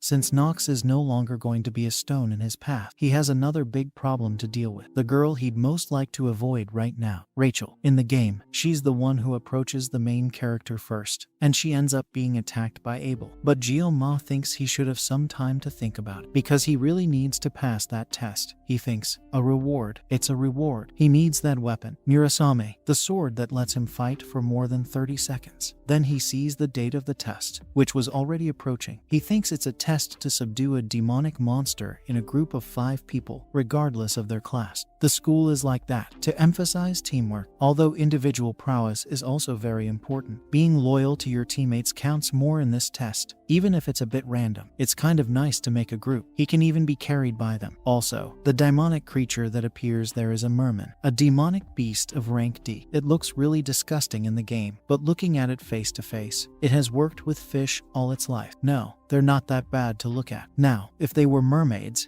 it would be quite different, because they are much more powerful. He thinks that mermaids aren't even considered monsters. They're demonic humans. Compared to demonic humans, monsters are just, I don't know, puppies. Fortunately, they don't have to face any mermaids, which means that the students won't have to deal with demonic humans for the time being. And he says, "Well, I've actually been here for a month. It seems to be quite peaceful tonight." And he thinks it's been 700 years since humans and demons swore an oath, just like human history, which is not without war. There have been several disputes, both large and small, in this world here too, like For example, Phasman, half a century ago, he was a commander of the 6th Legion and claimed that he was going to revitalize the commander of the 1st Legion and crossed the armistice line. By crossing that line, he wanted to bring back the Lycan Lord, and in that time, it was humanity who fought against him. After a whole week of very bloody battles, humanity won, and the 7 greatest heroes of the nation were born. But of course, there were sacrifices, only that neither faction wanted to escalate things any further, neither the humans nor the demons. The protagonist,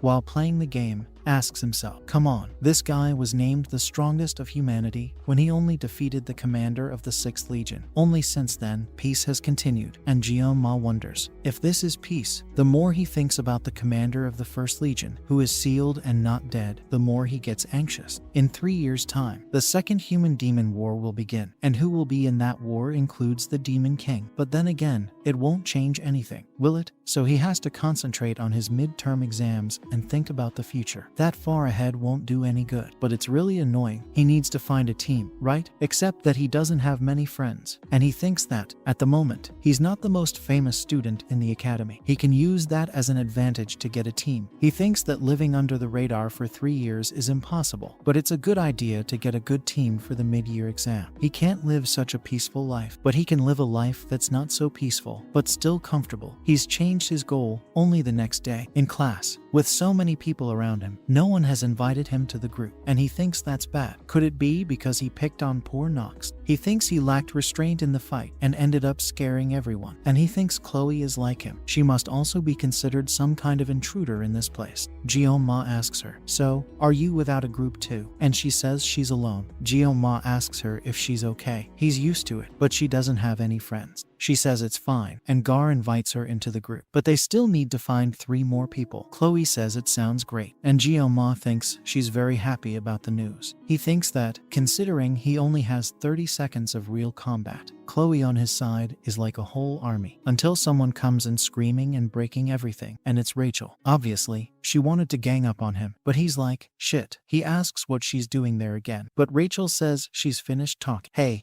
Chloe was already pulling out her stiletto to finish Rachel off, but Jeon-ma tells her off, saying she's not in the mood today. She asks why my little boy is so mean, and he tells her to stop calling him that. She replies that she's not listening to him, and throws herself face down on the table, saying, oh my god, I've fallen. But then she asks if he doesn't have a group. Jeon-ma thinks that she really isn't listening, but replies that she doesn't have a group. She says she's lucky, then asks why they don't get together. She puts her hand on his chin, but he pulls it away and says, why me, huh? There are so many people who could join your group. Why me? She replies that no one is fun in this school, but she finds him very amusing. Jeon-ma says she's already on a team with Chloe, and Rachel says that's fine. There are 2 vacancies. Jeon-ma thinks that Rachel hasn't realized that she's doing something that could harm her grades. Then he glances at Chloe, who nods. Jeon-ma then says that he'll be under her command, and she replies, look, you can't go back. Huh? He asks who the other members are, and Rachel asks if he knows Leon. Jeon-ma replies that he doesn't, and he thinks, son of a. He gets very nervous about this because Leon is the protagonist of the game, and he thinks, what crime did I commit in my past life? Huh? What sin am I paying for? The only thing he did was use a knife for 30 years to cut fish. He thinks it's so unlikely that he'd get involved with these kinds of people, the main heroines of the game, but in the end he doesn't care, because Leon is the real protagonist of the story. He thinks he has no idea what's going to happen in the future, but it's all going to be his fault, one way or another. Now he can't change groups anymore. Rachel has put him in a bind, and he thinks it's the first time in his life that he's wanted to cut up a whole girl, until Chloe approaches with her murderous stare and asks what happened. She says that since the blonde left the room, he doesn't seem very well, and he says that he's just thinking too much, that it's nothing to worry about. Chloe asks if she could take the test with them, who are cadets, but Jeon-ma says she's sure there's no one in that class stronger than him. He appreciates the compliment, right? And he thinks that, well, he's the one who asked Chloe to form a team, so she has to be aware of every decision made in this area. He thinks that what happened was a good thing. He can't be that pessimistic, can he? He asks Chloe where and when they'll meet again to form the rest of the group. Chloe says that Rachel said it would be in the main building, in a cafe, and he asks, it's almost time. Do you want to go there? So they go. In the main building, which was very upscale, Chloe was kneading avocado muffins, and Jeon-ma wondered, was that frozen green soup 50,000 ons? "What price is that?" Until he chokes up and says, "Yeah, Starbucks is really good." He thinks he needs to control himself because he's an adult. He thinks that the only drink that cost 10,000 or less was this espresso he was having, except that it looked like shit. Since his college card doesn't work in this place, he won't be coming in very often, until he got a notification, and it was a message from Rachel. Gyo-ma tells him she's already at the meeting point. Rachel appears with Leon and apologizes for being late, asking if they've waited too long. Gyo-ma glares at Leon and realizes that the other person in the group is a boy with orange Japanese bun hair. Gyo-ma thinks this guy's a delinquent. Just then Leon comes up to shake Gyo-ma's hand, introducing himself. Gyo-ma introduces himself again, and Leon tells him that he was impressed by what he did a few days ago. He feels quite safe knowing that Gyo-ma is part of his group. Gyo-ma thinks that this guy is very elegant. He really is the main character, isn't he? After that, everyone sits down to drink, and Gyo-ma continues with his 10,000 ons or less coffee, which looks like crap. Leon introduces himself first. Leon Van Hanhart, group leader and star class student. He says that somehow he ended up becoming leader, but he's looking forward to working with everyone. Gyo-ma thinks, shit, this guy, and Rachel, in her turn, says that everyone already knows her, so it's on to the next one. He introduces himself as Speed Weapon, a star student, and says he loves heroes. Gyo-ma wonders what kind of explanation that is, since he has completely broken the stereotype that was in Gyo-ma's head, that he was a delinquent. Then Chloe introduces herself as the Wolf class editor, saying she's there thanks to Gyo-ma. Rachel asks, "You're Gyo-ma?" Chloe does, but controls herself and says that she was invited by him, and that it's a pleasure to meet everyone. Rachel is impressed that she's been patient this time. Gyo-ma introduces himself, saying he's in the same class as Chloe. Simple, straightforward, and easy. Speed Weapon says he's a bit embarrassed,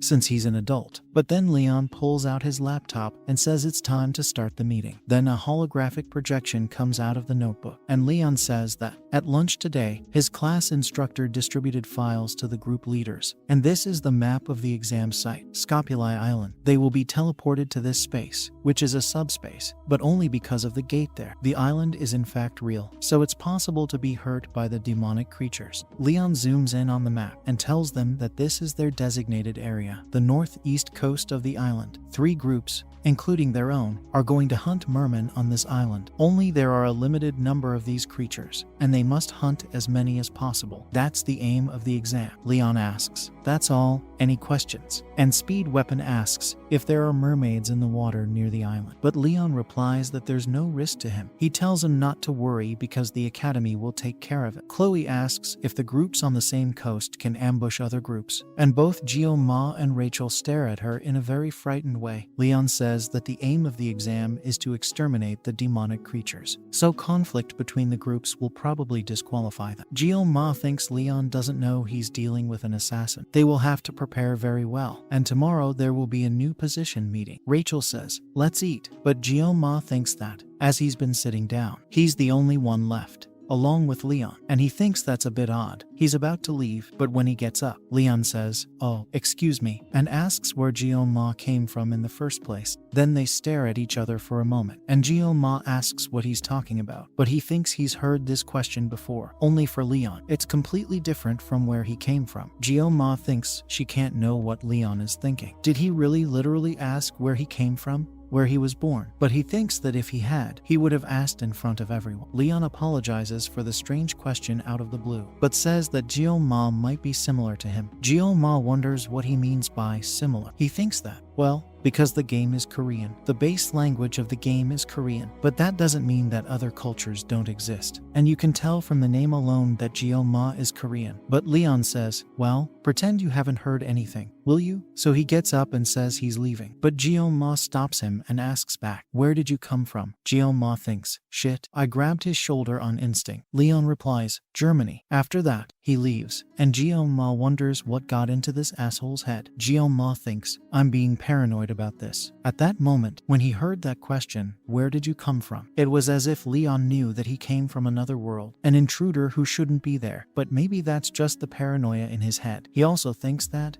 As the game's protagonist, Leon can sense this kind of thing, can't he? And, with the knife right in front of him, he mentions that, as long as the blessing of the god of the sword is active, his senses have also strangely been heightened, so he thinks he'll test it out now. He activates his blessing, and suddenly a phrase pops into his head. Leon's existence is of this world. Geo-ma thinks that, once again, he has activated the blessing, concentrated, and heard that same voice. He thinks that voice gives him a migraine, overriding the blessing and causing pain, without considering that the Leon he met today is undoubtedly the Leon from the game. No person can replicate him so perfectly. He wonders, did he really want to know which country I came from? But, well, even so, he said that the two were similar. Geo-ma tells himself that he's going to have a look on Wikipedia, but he thinks that there's nothing about the Leon of this world. He sighs and says, well, I'll have to get involved with Leon now, won't I? And if anything happens, he can seek help from Medea, who is itching to meet the protagonist again. But Geo-ma thinks he needs to think things through, although it's strange that he should remain calm in this situation. So he looks at all his blessings in the system, and thinks he's making slow progress. But he is. His mental strength and weaponry remain the same, but his physical strength and fortitude have increased because of the training he's done. He thinks that his weaponry will only increase when he gets Murasame, but his assimilation has gone up a lot, which seems to indicate that he will unlock something soon. He wonders if this is related to the various fights he's been in, both with brothers and sisters. Isn't it Zadatar? He thinks it's very frustrating not to know about his own body and powers. At that exact moment, while he's thinking about it, the system pops up with a new message. You have reached a certain level of blessing activations, and adjustments will be made. He is very confused and amazed by this. His pain blessing has increased from 30 to 40 seconds, and he's impressed. That's great, he thinks. The system tells him that his efforts have paid off, and he thinks that's wonderful. Then the days passed. 5 days until the exam, then 4, 3, 2 days. Only 1 day before the exam. During his training, he was extremely fast, so much so that he managed to cut off a drop of his own sweat. He's happy with the result. Then the day of the exam arrived. Everyone is facing the subspace gate, and Geo-ma thinks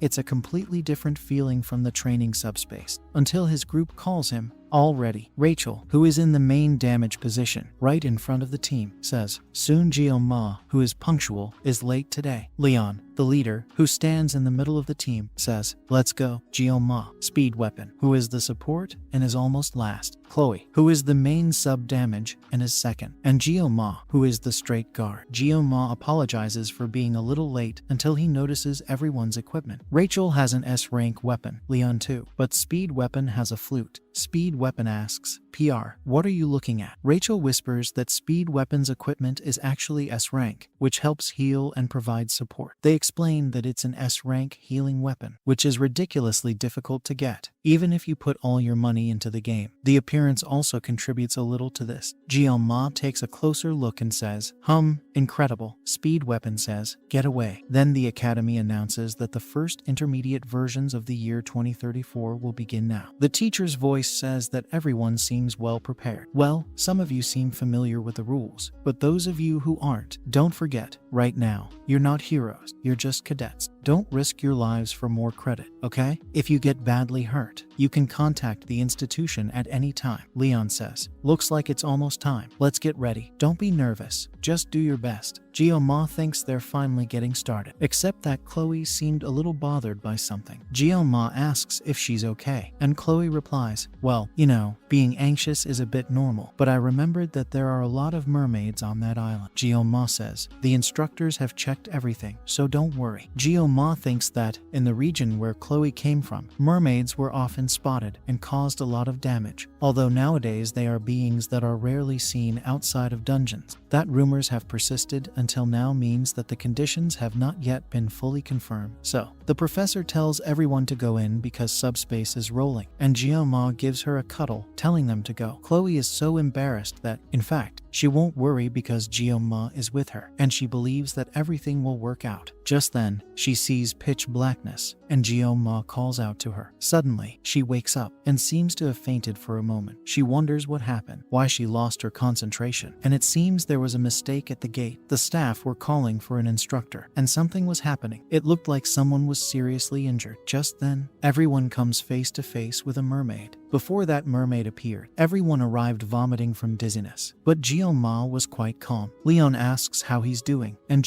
Ma replies that he doesn't usually get very dizzy or nauseous. Just then a mermaid man appears. Ma wonders, well, is there one here already? He thinks that they are much smaller than he expected and feels a bit stupid using a sashimi knife to hunt mermaid men. Besides, he's the team's backup. Little Blue tells Ma that he's going to look for grown men, and when they get to his location, the one they passed didn't give any points, so they head off in the direction Chloe is investigating. As they pass through the undergrowth, Leon says, "Careful, it looks like this is the place." Then Chloe appears out of nowhere and falls right in front of them. Ma asks if she was really walking through the trees, and she says yes. It's more discreet. Leon asks her what she recognized, and she says that there's a cave 500 meters ahead. Later, they go there. Inside the cave, there are several mermen around a campfire. Rachel says, "It looks like there are 50 or even 60 of them." Ma thinks it's definitely tempting. If they can defeat that many men in one go, they'll definitely get first place. However, safety must also be taken into account, and if something happens, they can't contact the instructor because of the lack of internet. Will they play it safe or go for high risk and high reward? That was a decision Leon had to make. He remembers a few meetings where they said that Chloe would be the scout, and that speed weapon could take care of healing everyone. But Ma comments that he's impressed that he's a healer. Speed weapon replies that saving others is the principle of heroes. Leon was trying to find a position for Ma and decides that he will stay in the rear, ready for a surprise attack from the enemies. Leon will be in the center, leading everyone, making the decision, of course. Rachel then asks what she's going to do, and just as Leon was about to answer, reality sets in. Ma thinks that Leon has already made up his mind, and hears the leader say, "Rachel, you go ahead." She picks up her spear and, with a powerful blow, throws it into the cave, breaking the fire. When the mermaid men turned around, she was already starting to fight. Rachel begins to massacre her enemies, and Leon, during the meeting, had already said that Rachel would destroy everything in her path, and, well, she seemed to know how to do that. Speed Weapon activates his artifact to bless everyone there. But the creatures don't like the sound of the flute one bit. However, they were running from Rachel, who was killing everyone non-stop. Rachel thanks them for the blessing and counts 25 dead. The group is impressed by this. Chloe also activates her blessing, the feline's blessing, and with just one cut, kills 8 mermaid men. When 2 more try to ambush her, she tears them apart, making a real sashimi. Both were heading in the same direction, killing the creatures mercilessly. Ma thought, wait a minute, they're not stopping. At this rate, they're going to run over each other. Wait, is that on purpose? It seems that the two really didn't mind hitting each other. But then, a large merman, who seemed much stronger than the others, appears and tries to bite them both. However, they don't mind at all, and instead of hitting each other, they turn their attack on the creature, joining forces against the monster. Rachel says she's kind of fast, and Chloe comments that she's the one who did it. Rachel replies, "You'd think so," and Chloe calls her Blondie Odonto. Ma is relieved, thinking that the worst could have happened. Leon, for his part, kills some of the mermen who have appeared there, and comments that Ma seems worried about those too. Ma replies that, in the end, he was worried about them. In the end, they kill the 60 mermen who were there, and Leon tells Ma that they should trust their teammates. Since they've finished, it's time to leave. Ma thinks that Leon really is a great leader. Unquestionably, he is the heart of that team. He thinks he'll try to talk to Leon later, just out of curiosity, to find out what he said earlier. Just then, an attack comes from behind, cutting through Leon. Everyone is shocked. No one had noticed. Ma looks back and, among the corpses of mermen, sees a mermaid. But not just any mermaid. She's human and demonic. Rachel asks, why the hell is there a mermaid here? Speed Weapon says it must be a nightmare, and Ma thinks he knew something was wrong. Now the question is, fight or run? He doesn't know what would be the best option in that situation. Rachel asks him to hire the instructor quickly, as a mermaid has appeared, but Speed Weapon says he can't do it. The protagonist thinks that communication has been cut off inside that place. Ma seems to be the only one who isn't freaking out. He sends Rachel to take care of the mermen who are approaching, while Speed Weapon must do his best to heal Leon. Just then, Chloe wakes up from her trance, and Ma tells her to run, since she's faster, and contact the instructor before more mermen show up. She hesitates a little, but agrees and leaves quickly. Rachel asks Ma what he's going to do now, what he has in mind. but he continues in the mermaid's direction. She asks, "What are you doing?" But Ma says he's going to leave the merman to them. But the guys ask him if he's crazy for wanting to take on a mermaid. Ma thinks he's never liked the taste of small fish, and now he's going to taste the big fish. That's his specialty. It's explained that demons can use something similar to blessings, and this is considered magic. For comparison, the game's protagonist has just fallen to an attack from this mermaid with his only skill. That's the difference between humans and demons. Ma thinks he's not sure he'll succeed here either, even though he has his blessing. In the original game, it's impossible to defeat a demon on your own, but the fact is that he, friendless, was forced several times to face bosses alone. Why shouldn't he be able to do that here? He thinks there's no escaping the decision he's made. It'll probably take Chloe about 10 minutes to get back, and the only thing he can do is cut that damn fish in 40 seconds. So he activates the blessing of the god of the sword and says that it's been a while since he's cut a real sashimi. Meanwhile, Rachel was dealing with the damned mermen, but they seem stronger with the mermaid's presence. Still, she manages to hold them off, pushing them off and literally making a kebab out of 3 mermen at once. She stands there, tired, without Speed Weapon's blessing. He thinks he should give her the blessing, but he's concentrating on making sure Leon doesn't die. He knows that the Ma is extremely powerful, but taking on a mermaid alone is crazy. Just looking at that mermaid makes his bones shake. That's suicide. At that moment, the mermaid prepares a spell in Ma's direction, but he quickly jumps up. He thinks that a mermaid uses long-range attacks with magic and aquatic properties, but apart from the magic, she's just a fish. He dodges the magic and dives for his cut. However, when he makes the cut, he realizes that he didn't hit the original body because the real mermaid was attacking Speed Weapon, who was too terrified to react. At the moment of the attack, the mermaid feels a lot of pain as one of its fins is cut off by the protagonist, who wasn't messing around. He continues to attack without giving the mermaid time to dodge, but she enters the water again, as if she had teleported.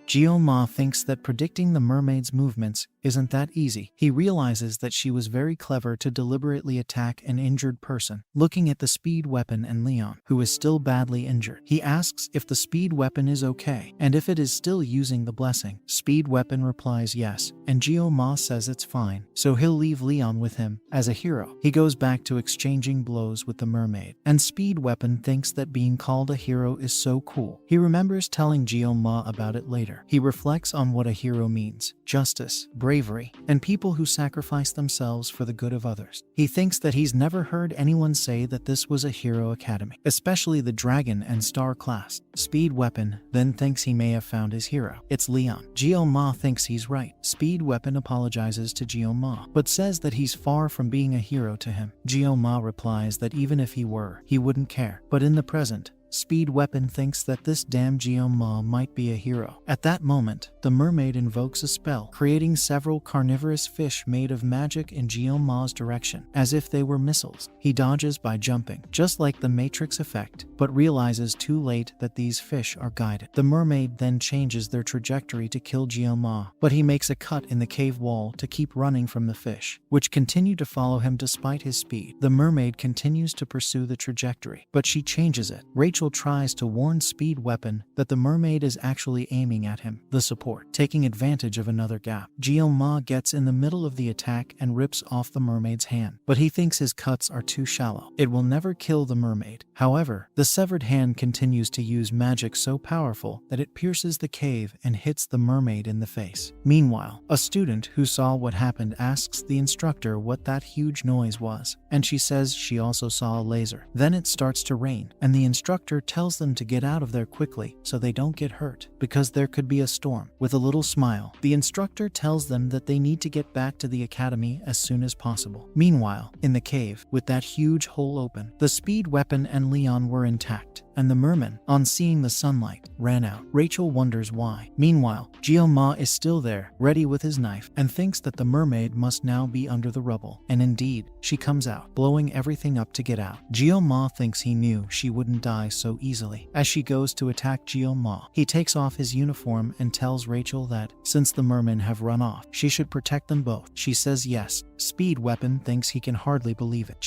Ma dueling a demon all by himself. He thought this guy was a nutter, but now he believes he's a legend. Ma thinks that there are only 10 seconds left of his blessing of pain, and that now it's time to make up for lost time. The mermaid growls a lot and sets out to kill Ma. He says, come on. Then his eyes start to be consumed, and he thinks he's going to cut down everything in his path. Meanwhile, Chloe was very fast, thinking that she had to be fast. She even cuts through the trees on the way, and thinks that her legs can't take it anymore. But even with the blessing, she can't give up, because Jioma asked her to. She thinks that Jioma is the strongest person she has ever met in her life. He always manages to turn things around, always avoids drawing his blade unnecessarily, and he saw that situation as if there was no other choice. She believes he made the best choice, but a mermaid, an extremely powerful demonic humanoid, would not be easy. As she was going, she heard that huge noise in the cave, and when the rain started, she got worried. She thought, please, Jioma, stay alive. But as she was running, she tripped over something, and just as she was about to fall, she held on, thinking that she couldn't fall. She couldn't stop. She has to find someone. She cries as she runs, anyone, until she feels people. But her senses are confused. In fact, they weren't people, they were mermen. When she attacks, it's actually Abel who defends her blow. The two stare at each other for a moment, and Chloe thanks them, saying that it was only one person. Before fainting, she apologizes. The guys ask what it is, if it's an ambush, and tell her to get up, but Abel says she knows this girl. Chloe, on the ground, very tired, asks for help, saying that Jioma is in danger. Abel asks, what do you mean, in danger? And Speed Weapon wonders if he'll ever see anything as surprising as that. He thinks that Jioma looked like a swordsman holding a live fish, ready to make a sushi sashimi. He was wiping out the race of a demonic humanoid, also known as a demonoid. Speed Weapon thinks he's sure that this scene is too impressive and will stay in his memory for the rest of his life. This isn't like a subspace duel. This is real life. Even so, he dodges and counterattacks each of the mermaid's attacks. At this point, the protagonist takes a bite out of the mermaid's tail, as if it really were sashimi. Speed Weapon thinks these clean cuts he makes are kind of cute. He and Rachel couldn't even react to it. Even Rachel, who is descended from an extremely powerful clan, is shocked and doesn't even know how to react. Only Speed Weapon gets distracted for a moment, and Rachel warns him that another attack is coming. Just then, she manages to push him out of the way to save him and asks, is your head in the clouds? Kid, wake up. Only they see the trail of destruction that this attack has left. Speed Weapon thinks he's lost himself in how unreal the scene was. The atmosphere around him has even changed, and he thinks that a fish cutting blade against magic isn't a fair duel. Imagine if Jioma had used magic against it. It would have killed the mermaid by now. The very tired Jioma, still holding his knife, faced the mermaid, who, although completely wounded, was still alive. Then she invoked her power, using rain as her water attribute. She launches water bullets at him, only for him to run through the cave walls, dodging and counterattacking with his knife. However, in doing so, his knife becomes full of holes. Even so, at that moment, he cuts the mermaid in half. The poor mermaid sees her last scene, Jioma's piercing eyes about to kill her. She screams as a last resort, perhaps out of fury or despair. But when he makes his cut, he realizes that she had used merman to protect herself. She takes advantage of this to eat part of her own body, that magic crystal, and after swallowing it, she uses a power with her mouth. Everyone was worried, thinking that Jioma would die at that moment. Only, at that moment, Jioma thinks she can't dodge it, while his left eye is completely overwhelmed by the blessing. He sees himself in a remote place, with water everywhere, crystal clear water. Everything is very beautiful, just the water and the sunlight. Then, looking at the horizon, he realizes that it wasn't the sun coming towards him. It was the power of the mermaid. But that voice, the voice of the god of the sword, speaks in his ear. He can cut anything he wants. So he thrusts his knife again. In that destroyed cave, overwhelmed by the rain, he thinks he has managed to cut through the magic. And at that moment, that magical sphere falls apart completely. Then, a few seconds later, the body of the mermaid was there in front of him, with a lot of blood on it, and Jioma was overwhelmed by the blessing. Only, suddenly, his eyes returned to normal, and the mermaid was taking her last breaths of life. The guys were shocked that she was still alive, but before they could react, the Jioma cut off her head, which rolled away and back to the damn place it came from. Speed Weapon, without reaction, thinks he's won. He's beaten the mermaid, who entered this year and defeated a demonoid single-handedly. Then everyone calms down. Just then, a lot of blood comes out of Jioma's wound, and Rachel goes towards him,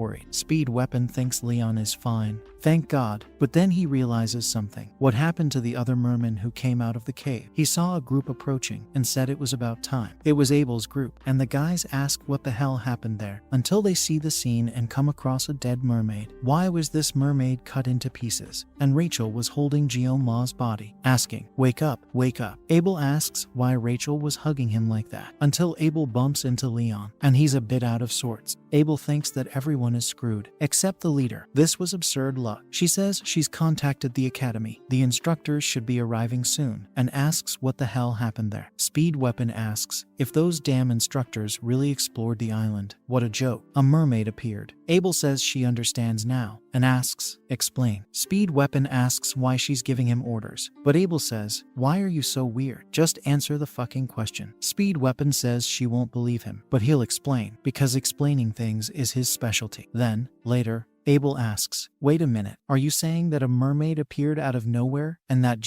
Ma killed her all by himself?" Speed Weapon says yes, but something is wrong. Abel thinks of the newcomer who came out of nowhere, because he doesn't say where, and killed a demonoid single-handedly. She remembers the tales her grandmother used to tell her when she was a child. Those stories were more realistic than this. It's ridiculous, but she thinks that the lie is so big that it could be true. There's no way anyone would have the nerve to make that up. Why would they lie about something like that? Abel thinks that, as a descendant of the acclaimed Baylor hero Joachim and his disciple Aaron Nibelung, these radiant roots allowed her to have a special class. At that moment, her bloodline, her blood heritage, was manifesting itself, and striving with that good foundation made her EST emerge. However, there's this kid, Kang Geomar. The difference in power is so ridiculous that you can't even count. She's already felt so much for him. Fear, admiration. She asks her companion if she can heal Geoma. Then, while he's being cured, Rachel is still very worried about him. Abel thinks that, even though he was on the verge of death, Kang Geomar, who is the same age as Abel, killed a demonoid all by himself, and she is clearly jealous of that. Speed Weapon asks if she has contacted the academy, and she says no. He says he thinks it's better not to tell her in detail what happened, and she asks why. He explains that the instructors said they had checked this island before, and Abel says yes to proceed. Speed Weapon says that this is very strange. The cave is extremely easy to find, and they haven't explored this area. He thinks it might just be a hunch, but believes that someone did it on purpose. Leon asks, "Wait a minute, Speed Weapon, do you think someone did this sabotage from inside the academy? An infiltrator from the demon clan?" Speed Weapon gets a little nervous and replies, "Not exactly, but there must be a possibility." Abel thinks, "It's true. This cave is easily noticeable by anyone. The newcomers would definitely come here, and as Speed Weapon said, if it hadn't been for Geoma, everyone would have died. But why did that happen? There have been no conflicts for 700 years between humans and demons have never touched a single cadet at this academy. Why now? This is clearly a justification for another war to start." Then, at that moment, Pedon catches her eye and says that he knows what she's thinking, but that she's going a bit overboard. Of course, this is very strange. There may be a spy in the academy, but it's not a concrete conclusion. Leon says that, at this point, they have to make up a lie as a group, because if there really is a spy in the academy, Geoma will become that spy's target immediately because he defeated a demonoid single-handedly. Speed Weapon agrees, saying that this is true, and that, considering everything Geoma has done for him, the situation is worrying. But Abel asks why she doesn't talk to her grandfather first. The staff ask, "The Emperor of the Sword." So, back at the academy, in the infirmary wing, Geoma was there again. He thinks about the hospital, looks at his hand, and thinks he's alive. He remembers that, before he almost died, the siren used a magic sphere on him, an attack that he couldn't dodge, but managed to cut with his knife, making a straight, clean cut, as if it were sashimi. The magic was definitely cut in half, as if it were water. He wonders what kind of sensation that was. Feeling things inside the blessing. Impossible things. But he felt as if he could do anything. He opens his system and sees his blessings. He notices that his mental fortitude has increased by 1 point, and thinks that it must be because he wasn't scared, even in the presence of a mermaid. He notices that his assimilation has finally reached 6.8 and is about to reach 7.2, unlocking another skill. He thinks that the line he made when he cut the mermaid's magic is what he unlocked during the fight, until Mirasama appears, hugging Geoma, saying, "For God's sake, I was so worried. Something terrible has happened." She says that she's sure everyone checked that area, and that there wasn't supposed to be that creature there. Geoma replies, "Headmistress, please." She apologizes, saying, "Oh, sorry. You're not breathing, are you? She just says that she's very happy to see him and almost forgot something. She takes something out of her dimensional bag, and Jioma is impressed to see that she has one of these. Murasame, if you're enjoying the content, don't forget to subscribe to the channel and become a member. This way, you'll support our work and have access to exclusive benefits, such as special content and more interactivity. Subscribe now and join our community. Now and join our community. Now and join our community. Now and join our community. Now and join our community. Now and join our community.